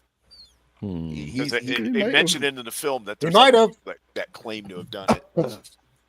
Others may have fallen off accidentally, but He did it on purpose. I'll let him have it. He can have it. Well, I tell you, who was it that jumped off and they were so? Oh, the new lead singer for was it No, Soundgarden or the- Soundgarden? Yeah, just they- the Oh, Stones. God. So Chicks. nobody would catch her. Big Nobody chick. got Yeah, her. nobody wanted to got. die. Nobody got. There was stage diving in Stones concerts in the 60s. Yeah, there's a reason that the guitar player from the Alabama Shakes doesn't do no stage dives either.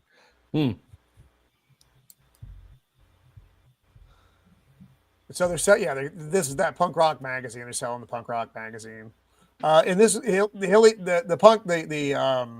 the biker gang realizes they're scaring the crowd, so they kind of just take it upon themselves they're going to move on so that he can turn this place into a real club. But it's all amicable. They go on good terms, and as he's leaving, he's like, "You got to do one thing." Clean those fucking bathrooms, man. I mean,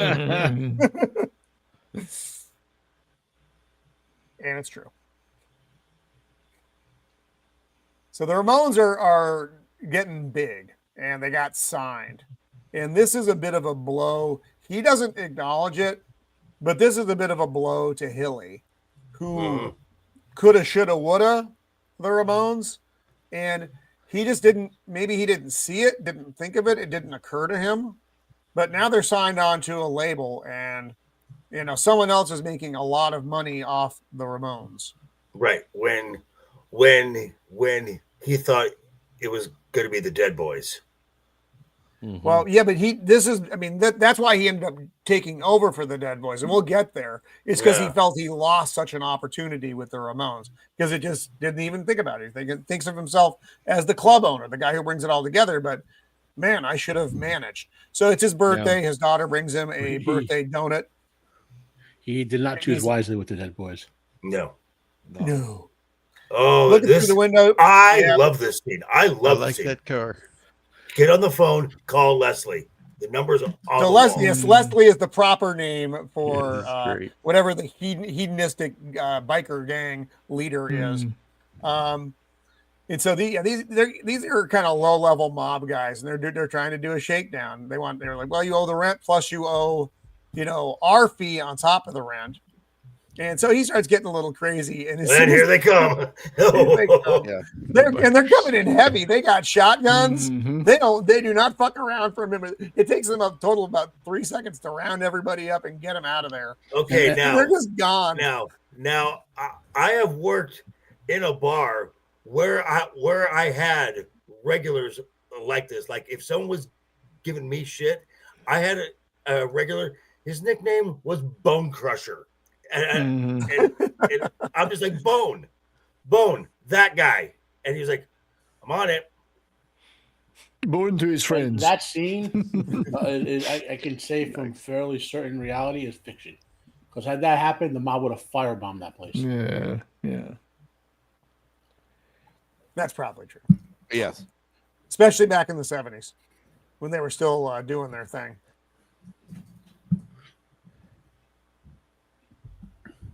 Oh, and so he's upset because Stan's trying to ticket his truck, which has been parked there apparently for some time. He's like, "What are you doing? You know how long that truck has been parked there, but this car has been parked here all day." Move the truck. So she's legitimately taken over the finances for him now, and it's she's still like, what the fuck? It's just that he keeps his money in the freezer at home.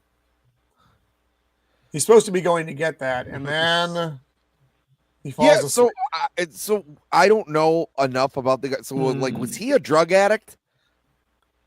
Hilly? I didn't get the impression that he was. So. Really? Because you don't just like fall asleep like that. I do. I'm old.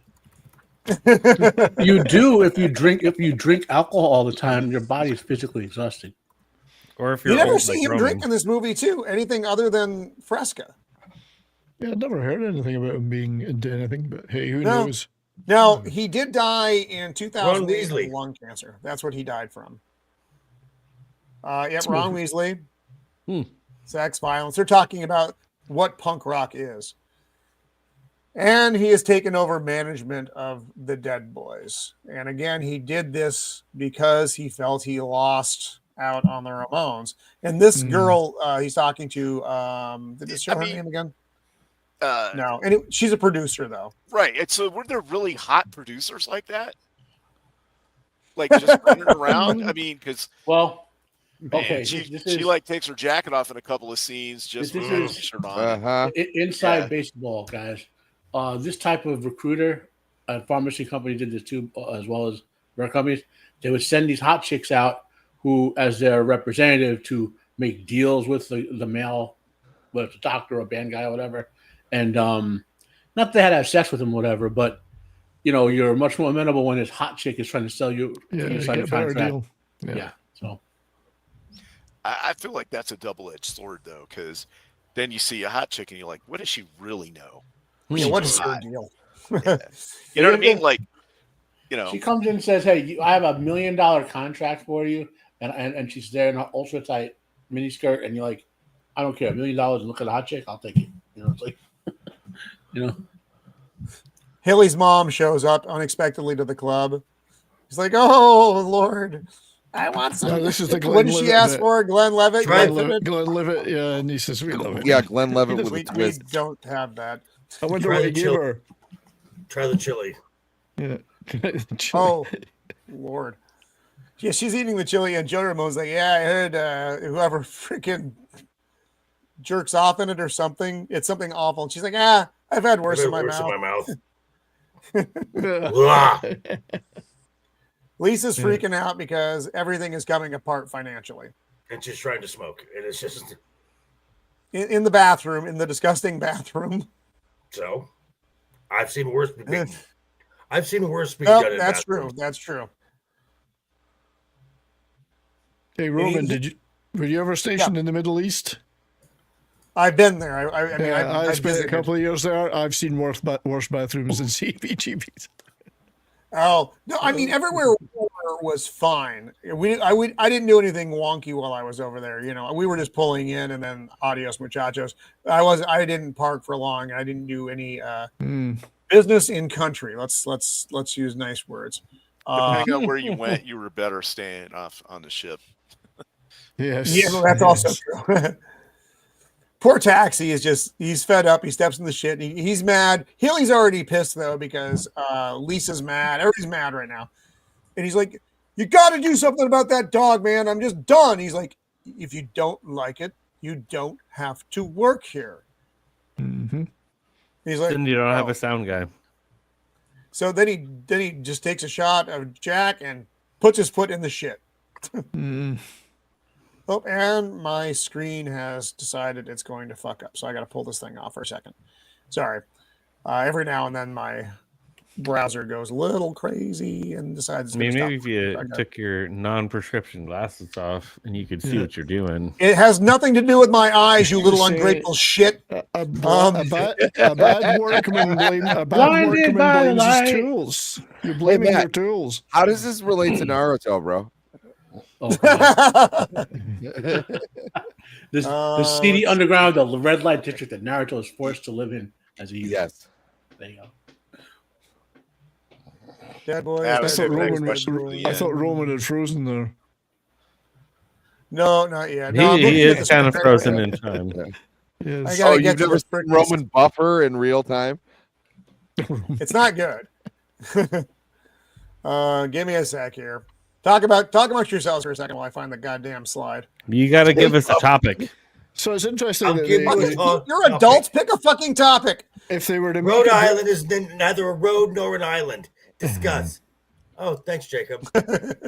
If they were to do a British version of this, they would center it around the 100 Club in London. That's where all the British punk bands started. So that would be the British equivalent. I'm sure some of these bands ended The up playing there 100 too. Well, that's like in Washington D.C. It was the 930 Club, which is still operational. So Yeah, there's always like in every major city, there's always some sort of club like this where it's the musical, and then multiples. Like this was obviously punk and underground rock and all that was CBGB, but there were other clubs for other types of music in New York, for example. I was shocked that the Misfits got no mention in this. Well, they only had so much time. Oh, this is here we are. This is the rights issues too. I mean, they had to pay for certain music, so they probably couldn't afford to pay for it all. That's true.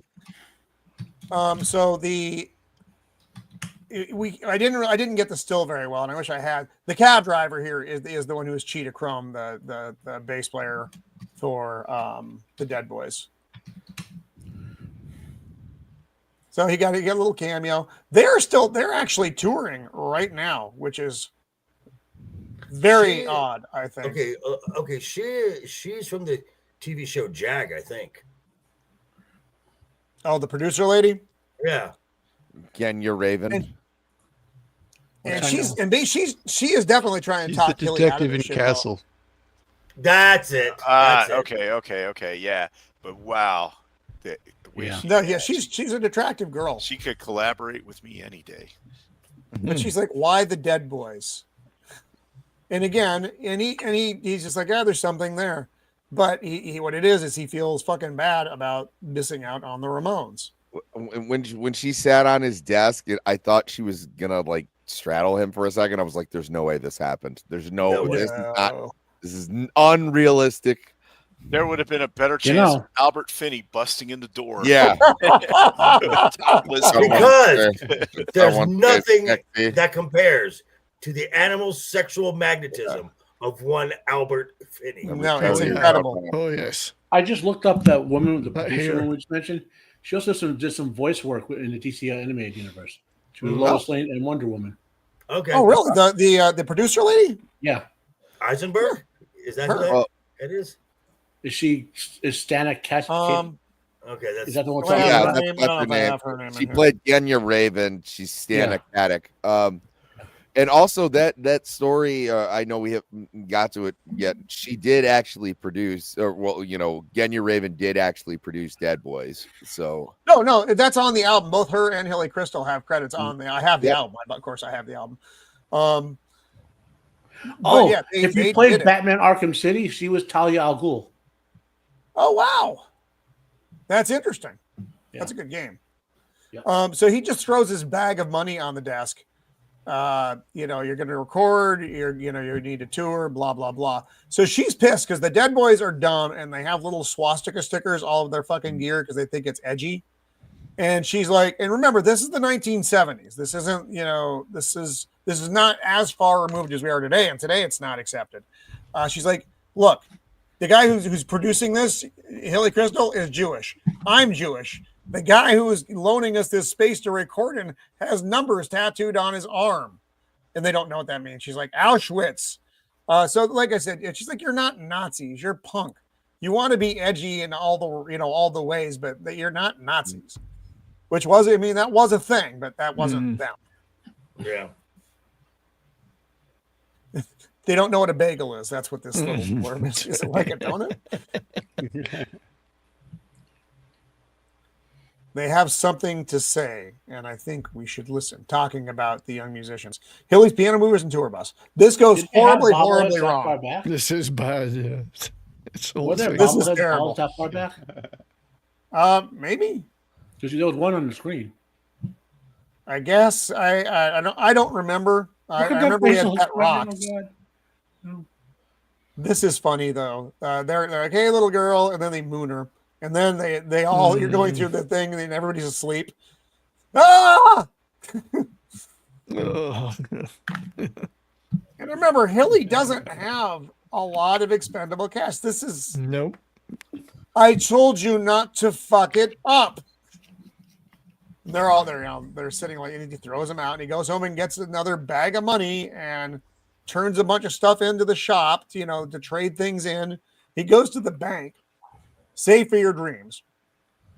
Why would you save for your dreams? Why not just live them? Live them. That's nice, sir. How much money do I have? $300.17. You can keep the 17 cents. Murr's following him around. He's like, "What the fuck are you doing, Hilly?" Because he knows they're bust. They don't have any fucking money. And Hilly's just throwing every dime he has into the Dead Boys. Scruffy band, yeah. So he gives the money to back to the producer. That's who opens the door. I don't have the screen very well. And the Dead Boys are in this fucking deli place, bodega. And they're fucking things up, and these are like probably local dudes come in and are like, "Fuck you," and they get into a big old stabbing match, and it does not go good. Stab, stab, stab. Stabbed 17 times, but he still lived. Pretty impressive. Mm-hmm. And so he's like, "Well, do you still have the money? I'll pay his hospital bills. He's going to need it." And at this point, Hilly is fucking done, though. He realizes he's made some huge errors. And the kid's like, "Where are you going?" He's like, "I'm not your father." And he just takes off. He goes back to New Jersey to the little house where he grew up with the chickens, which is no longer owned by his mom. It's like some old dude opens the door. He's like, "I used to live here." And he introduces himself. And I forget what the old man says. You own that club that's playing that music? Yes, CBGBs. And he said he's whatever his nephew's band had played there. So they develop a rapport immediately. Bon Jovi. Bon Jovi, and they're licking the toilet bowls. And here we are. Here's the cows are telling him, should have managed the Ramones. So he must have called back to his daughter. She's like, "No, you need to get back here now. I don't want to come back. I'm done." He's wearing like a Chinese robe or something. It's just fucking good. Fine. And time immediately cuts to him walking in. He just goes back and locks himself in the office. "I'm going to law school." "Why?" "Because I have a feeling you're going to need it." And she's like, "Your friends have been waiting out there for you for a while." He's like, "What?" And this is a intervention and a save your ass all at the same time. Well, I just wanted to ask a question. For those who have been in the club, was this recreated exactly correctly? I mean, is this it looks pretty good. I mean, if you Adam look at Gray me, is saying that he's been in the club. He's saying it's the real club was narrower and the ceiling was lower. Okay, but that's CBGB's behind me. In my pretend world here. it's pretty They good probably job. have like thousands of photos of the place over the years. Yeah. I mean, it probably wasn't that hard to. It would have been hard to get all that shit up on the walls. That would have been the hard part and annoying, and then making it look, aged. Yeah. So he's getting to talking to. He's like, "I'm sorry I let you all down, and I know that this is it." And they're like, "That's where you got it wrong." And they throw him a big wad of cash. Thank you. Called in some favors. Yep. From, the many friends over the years who he helped even when he didn't even have the means to do so. They wanted to help him. And then Marv immediately takes the cash back and he's like, "And Lisa's going to handle this." And it's funny. Idaho tries to give him his violin and his gold tooth. And Hilly's like, "No, I don't think I'm going to need either of those now." And then, it ends with the police coming in. Roxanne. There's definitely something there. There's Then I did capture all this. The end stuff is some pretty cool shit.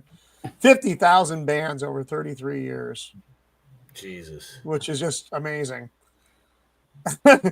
I thought country was going to be the next big thing, and it was in Nashville. And so when the Talking Heads, the Dead Boys, survived. And this album is actually a good album. The Dead Boys themselves are complete disasters, but the album is with Hilly Kristal on there as a producing credit is good. That's true of a lot of those era bands, though, punk bands. Like when they were fucking massive. Produce them in a studio, you get a good album or two. But when you go see them live, like they fall apart, they don't have that direction or the control. No, because that's what it is. You lose, they lose the focus. You're not getting that best take on the guitar, the clean vocal kind of stuff. Yeah. And sometimes they are over exuberance, and that over exuberance, while the energy is fantastic and fun, the musical aspect of it leaves something to be desired. And it's just one of those trade-offs when you're listening to heavy energy punk. So yeah, this is funny. They played 74 gigs in CBGBs in 1974 alone, and their CDs can now be purchased at Starbucks, which is That's right. How things That's hear them in weird. elevators. Yeah. Blondie, 40 million records worldwide. Nice.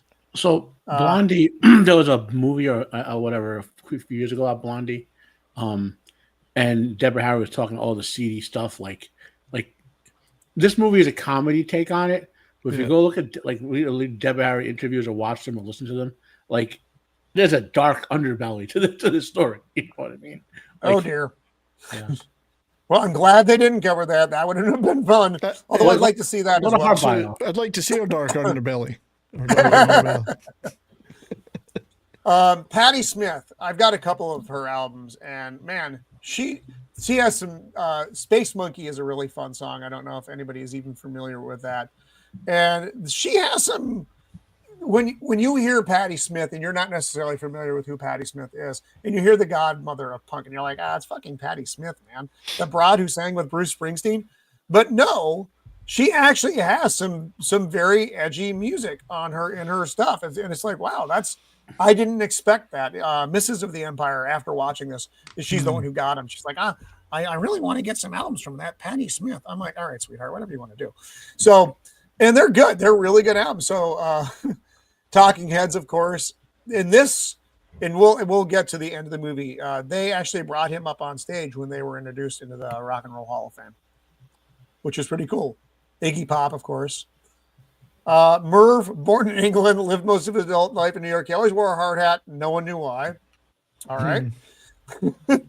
and then Lisa is a practicing attorney in New York still. I'm going to get to some kind of fun after facts about her too. Idaho is a conglomeration character of one of the many junkies Hillary put to work in the kitchen. So he was trying to help out people. That was, he was just a nice dude. Taxi, who the man he found in an alley soldering things together, went on to mix for Bruce Springsteen, Ray Charles, many others. 4,300 concerts in his career. That's impressive. Wow, nice. And then the boys who started this movie, the punk rock magazine fellas, I still don't really know who they are, but that's okay. That's okay. Except for Legs. He became senior at Spin Magazine. We all know who Spin Magazine is, though. Jonathan the dog, Jonathan's bowels were legendary. So this is that Rock and Roll Hall of Fame induction, and they played this live. They played the whole thing at the end of the movie, though, where they're talking about without him, we wouldn't have had a place to play.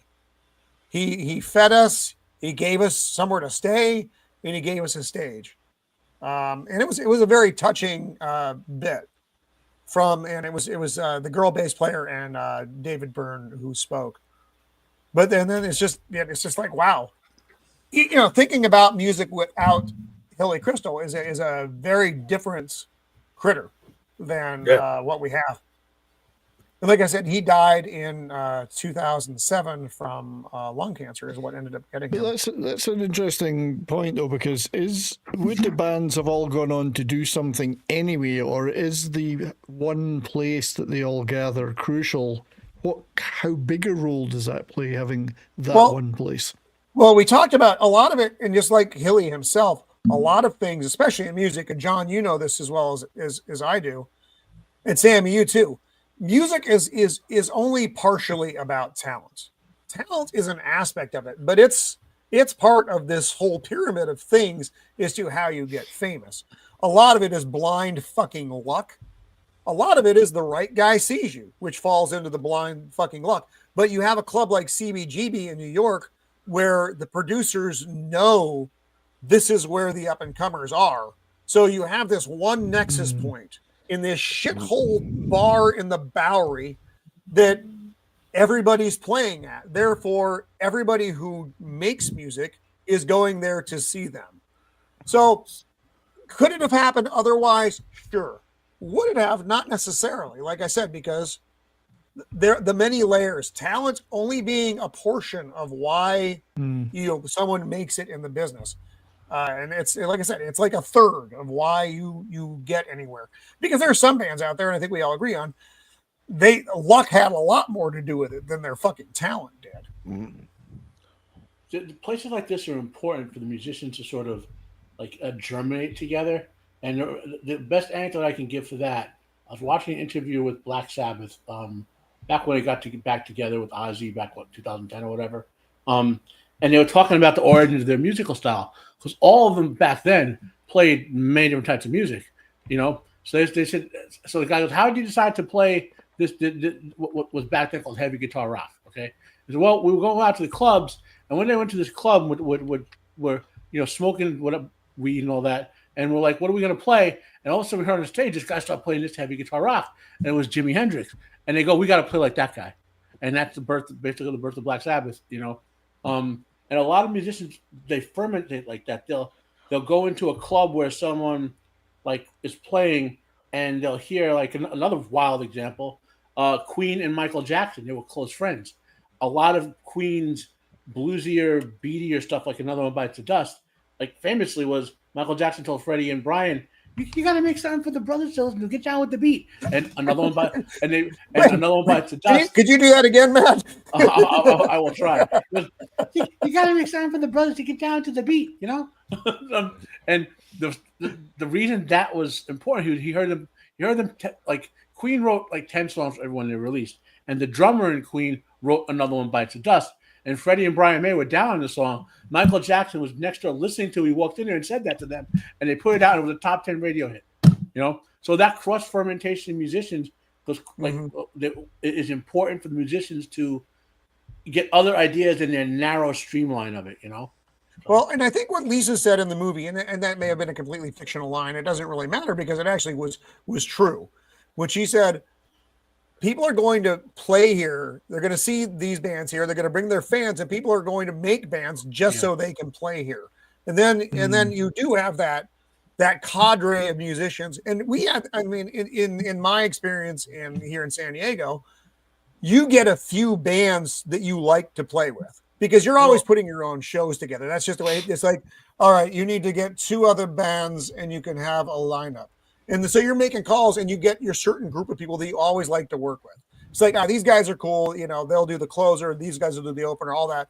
And you just get to know everybody in an environment like CBGB where it is, you know, you have lots of bands and everybody is feeding off each other as far as the energy, the styles, the different stuff, the weirdness. And it needed to happen.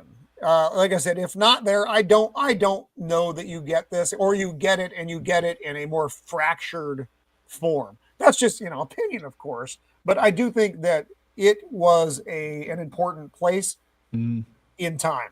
So that's the Roman take on that.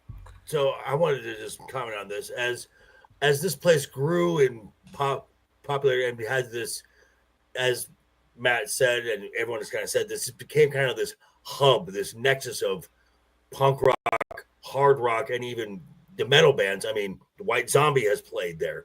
I mean, Korn has a live DVD of them playing in CBGB, playing on that tiny stage in there. So, I mean, you get, bands that just got their start there, great. But the reputation was very well established bands are like, I want to play here. Yeah, it becomes a mecca. Yeah. Right. Yes. Well, after like 1985 or so, was CBGB. It was, you had to play there, you know, for most bands. Yeah, it's like a Whiskey a Go-Go's and, you know, stuff like that. Right. Well, it's like San Diego has the Casbah. Casbah is San Diego's fucking. Rock the Casbah. That is the bar that people want to play. That's the what we would call it a punk rock bar. But I mean, punk rock. No one would ever call Blondie punk rock. But what it is, it's alternative music. It's the other stuff that isn't you know, your top 40 big band bullshit. So anyway. So the bar closed. Like I said, October 15th, 2006, they closed the doors. And what really was the crux of this was, you know, the old landlord story. They wanted to raise his rent originally to $55,000 a month from $19,000, and then they brought it down to a paltry $35,000 a month. And Hilly And Hilly was not the money man that he was. He was just, again, thank God for Lisa and some luck. Otherwise, they wouldn't have made it 33 years. Oh, right. So, but that was just unreasonable. They thought about opening a Vegas version. That never happened. Making it almost like a Hard Rock Cafe. Okay, well. There is a Vegas version of CBGB out here. It's called. Oh, does it exist? I didn't think it ever came to fruition. It's called the Double Down. And Hilly, I believe, did come to the Double Down to see some punk shows there. And it's a punk rock bar. You get every walk of life. It's the place where the bathrooms, they don't have a doorknob, so guys stand guard when their girl is going to the bathroom. And there's the one clean spot on the back of the toilet that says cocaine goes here. Yeah. See, it's nice that they think about the customer that way. Well, Hilly died before that deal went down. So he died in 2008. So he died, No, what Joker's saying is that there's a place like CBGB in Vegas. There's right. Well, there are places. Yeah, and every big city has a place, has multiple places for different types of music. You know what I mean? Well, CBGB's was trying to expand. In their latter days. They were trying to. They had their merch store. They had a record store, and they were trying to do franchise style things. Yeah, it never really panned out, though. Just it was what it was. Like because it already and all that sort of stuff was happening. Planet Hollywood is something Hard Rock Cafe. When everything got franchised.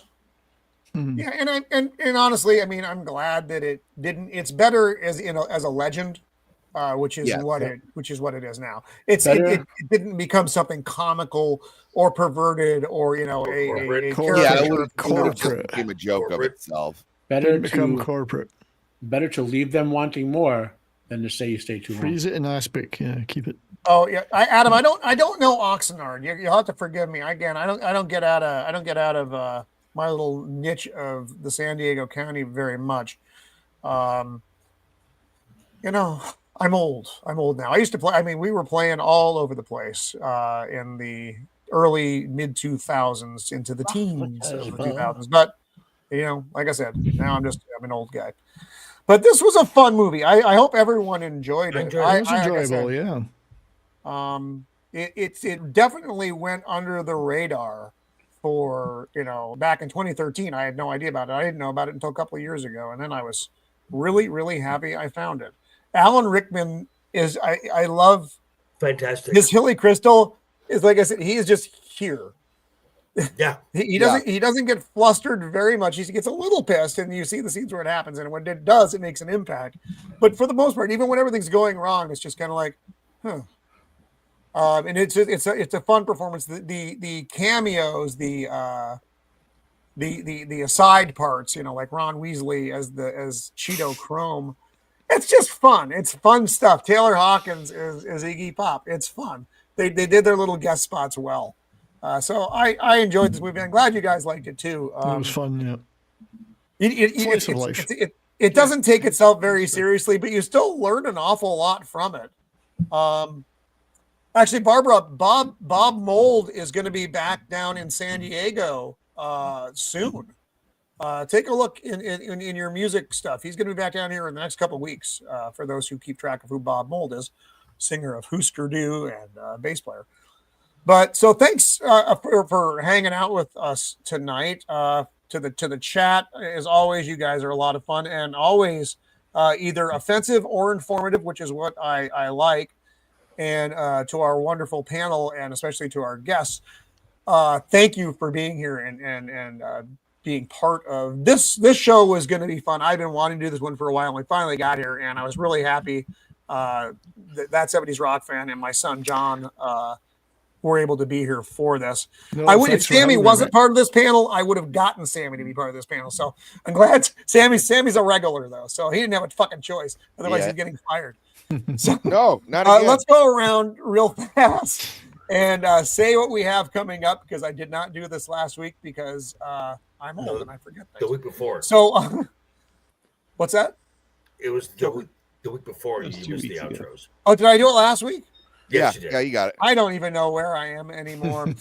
Shield Wall of Dragons, my good friend who I'm going to get to see in a couple weeks. What do you have coming up, buddy? Hey, well, this was a good movie. Another first watch for me. Lots of good discussion. Lots of good discussion in the chat. Luckily, we had some people here in the chat actually been to the venue before, so lots of information there. It's awesome. Next Tuesday, I'm going to be on Jacob Ironside's show, and we'll be doing To Be Determined. So it'll just tune in. It'll be fun. It'll be a movie or something. What's that? Yeah, I picked the movie. Oh, you Rio did? Bravo. Okay. Oh, Rio Oh, Bravo. wow. That's an awesome movie. All right. Awesome. Yeah, that's a great movie. Yeah, definitely tune in for that. That is an awesome Western classic. It's going to be good. And then next Thursday on this show for, I believe it's a free range. We'll be talking about. Yes, we are free ranging again. Yeah, talking about news of the week and pop culture, that kind of stuff. So yeah, thanks for having me on. Right on, buddy. Joker voice. What do you have coming up, my friend? Who I will also be seeing in a couple weeks. That's right.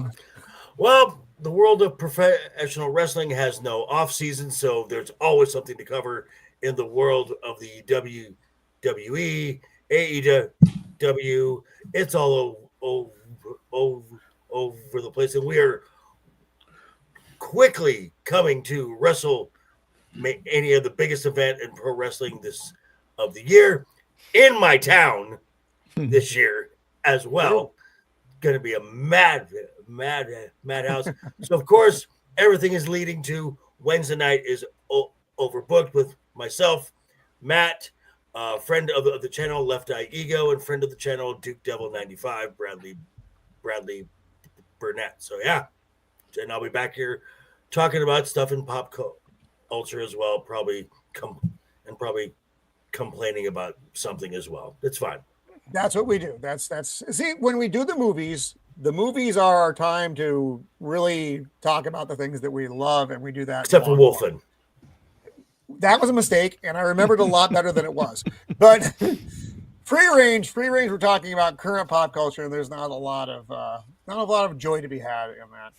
Jacob Ironside, meme master, my friend, what do you have coming up, buddy? So yeah, Tuesday, Rio Bravo, and then I'll be here next week for free range. Right on. Hopefully Roman won't be laying any eggs. That'd be Albert Finney. There we go. Oh my God! The Sexual energy, magnetism.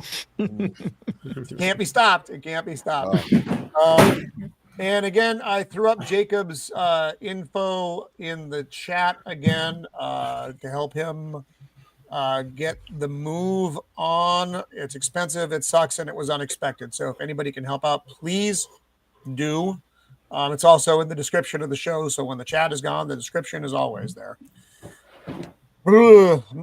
Matt, the Unbearable 73, the Tangent Committee. What do you have coming up, buddy? Next week on Joker, Wednesday night is overbooked. One of our lead into WrestleMania shows on next week or 2 weeks, I believe it is. 2 weeks. Yep. And obviously Potpourri here on Roman's channel next week. And then I am going to attempt, I keep saying this, I will attempt to get my Friday show started up again, maybe one more week. If not this week, then next week. So we'll have more news on that, Still trying to build up like sit strength, as it were. That's more or less what I got going on. And suffering brain hemorrhages from trying to watch Wheel of Crime. Oh, you're subjecting yourself to that? Holy Why crap. do that? One of my Why other would shows you on do the that? Questionnaires, we review it, so I have to watch it. Why would you do that to yourself? It's a bold move, Cotton. Well, thank you for being here with us again, Matt. Always appreciate it. Sammy, who I will also be getting to see again in a couple weeks. What do you have coming up, buddy? I'm just spinning my wheels till Vegas. No, I got my Saturday show. Saturday mornings, Cavecast. It's an academic approach to the world and lore of Batman. Talking Commissioner Gordon this week. Yeah, I guess we are talking Commissioner. Oh, nice. Yep, we were gonna do Commissioner Gordon and Alfred, but last week, but we just basically got to Alfred, which was fine. I wanted to give the character his, the due he needed. And then this week on other news, it's going to be actually, I don't know, because I haven't looked up any of the news stories yet, but I'll be sure to show my red ass like I usually do. So that'll be awesome. That'll be fun. But that'll do. Right on, dude. Well, thank you for being here with us. Absolutely. Creative blue collar guy, my son John. What's going on in your world, buddy? Well, I've got a whole lot of nothing going on. So I think I'm pretty much gonna let my channel die at this point, because it seemed like people weren't really picking up what I was putting down. But I'm always available to be a guest with someone else. But yeah, as far as my own channel, I think it's pretty much dead at this point. So yeah. Lord, nice one with the downer, son. Thanks. You're playing this Saturday though. You're doing Sunny Grove this Saturday. I am playing this Saturday. Yes. And I'm expecting to be there this week. Expecting so that'll to be there. All All right. Well, me and the gang. Ducka. And then there was one. That 70s rock. Are you going to be in Vegas? Are you making the Vegas trip? No. How come everyone's going this year when I went last year and I can't afford to go this year? Whatever. What is this? Whatever. It was really cool meeting you last year. Yeah, absolutely, man. I'd love to be there again, but the coffers can't support it this year. However, I hope you all have a great time. Fine. So thank you, Roman, for having me again, because it's always a pleasure. And I'd like to thank my wife for giving me a pass to appear at this time of the evening, which is normally dinner and our time, where I'm not supposed to do our YouTube. thanks as well. I'm not supposed to do YouTube during those hours. So I really appreciate that. But this has been a lot of fun. It's always good hanging out with you guys. I would do it a lot more often if I had that pass more often. I understand. You understand. Anyway, on my channel, 7 away from 2,000. 7 away. Nice. I need 7 more suckers. I mean, subscribers. Links are in the description, folks. Get those 7 right now. So it's been a long, hard slog, but we're getting there. Wow, nice. Yeah, it's been a lot of fun. So, what am I? Well, I put a video out yesterday, which you may be interested in. I have this series called The Underlooked Bands, because I'm a very punny kind of guy, and it's about bands I think deserve a little bit more love and attention. Yesterday's band that I did was a band called The Motors, British new wave band of the late 70s. The Motors. Today, I also do a lot of Korean movie and TV reviews in my channel. I did put one up today for a movie called Handsome Guys, hilarious comedy horror movie, well worth a look. Of all the other shows I'm on, and there are many, I'll just give a quick plug to Saturday night at 9:15 p.m. Mountain Time. Brahma Bull and I do a hockey show, because we're big hockey guys. I'm a Dallas Stars fan for my sins. So that's our regular weekly hockey show Saturday night, where it's called Bourbon and Boarding, because we have a few drinks while we're talking about hockey and showing videos of people fighting each other, which is always fun. So on Monday in my channel, I have a regular Monday show, for those who don't know, 3 p.m. Mondays, Mountain Time. I'm not really doing a panel show next week. I'm just doing a gaming stream, solo gaming stream, Baldur's Gate 3. But the week after, I will be talking about this movie, this banger of a movie, will be the subject of the following Monday's show, The Vampire Lovers. Now, are they vampires who are lovers, or are they people who love vampires? They are vampires who are lovers and love people who are vampires. They are both. But all right. But is there a lot of this in the film? There is an incredible amount of that implement, yes. Ingrid Pitt, amongst others, is in the cast of this. So my. Hammer horror at its and best. you thought you were going to get to a show, Roman, I was hopeful. So as you can see, we do all sorts of crap on my channel. So. There's no theme. We just do whatever we feel like. There's no theme. But anyway, it's been an absolute pleasure. Thanks, mate. It's always good to hang out with you.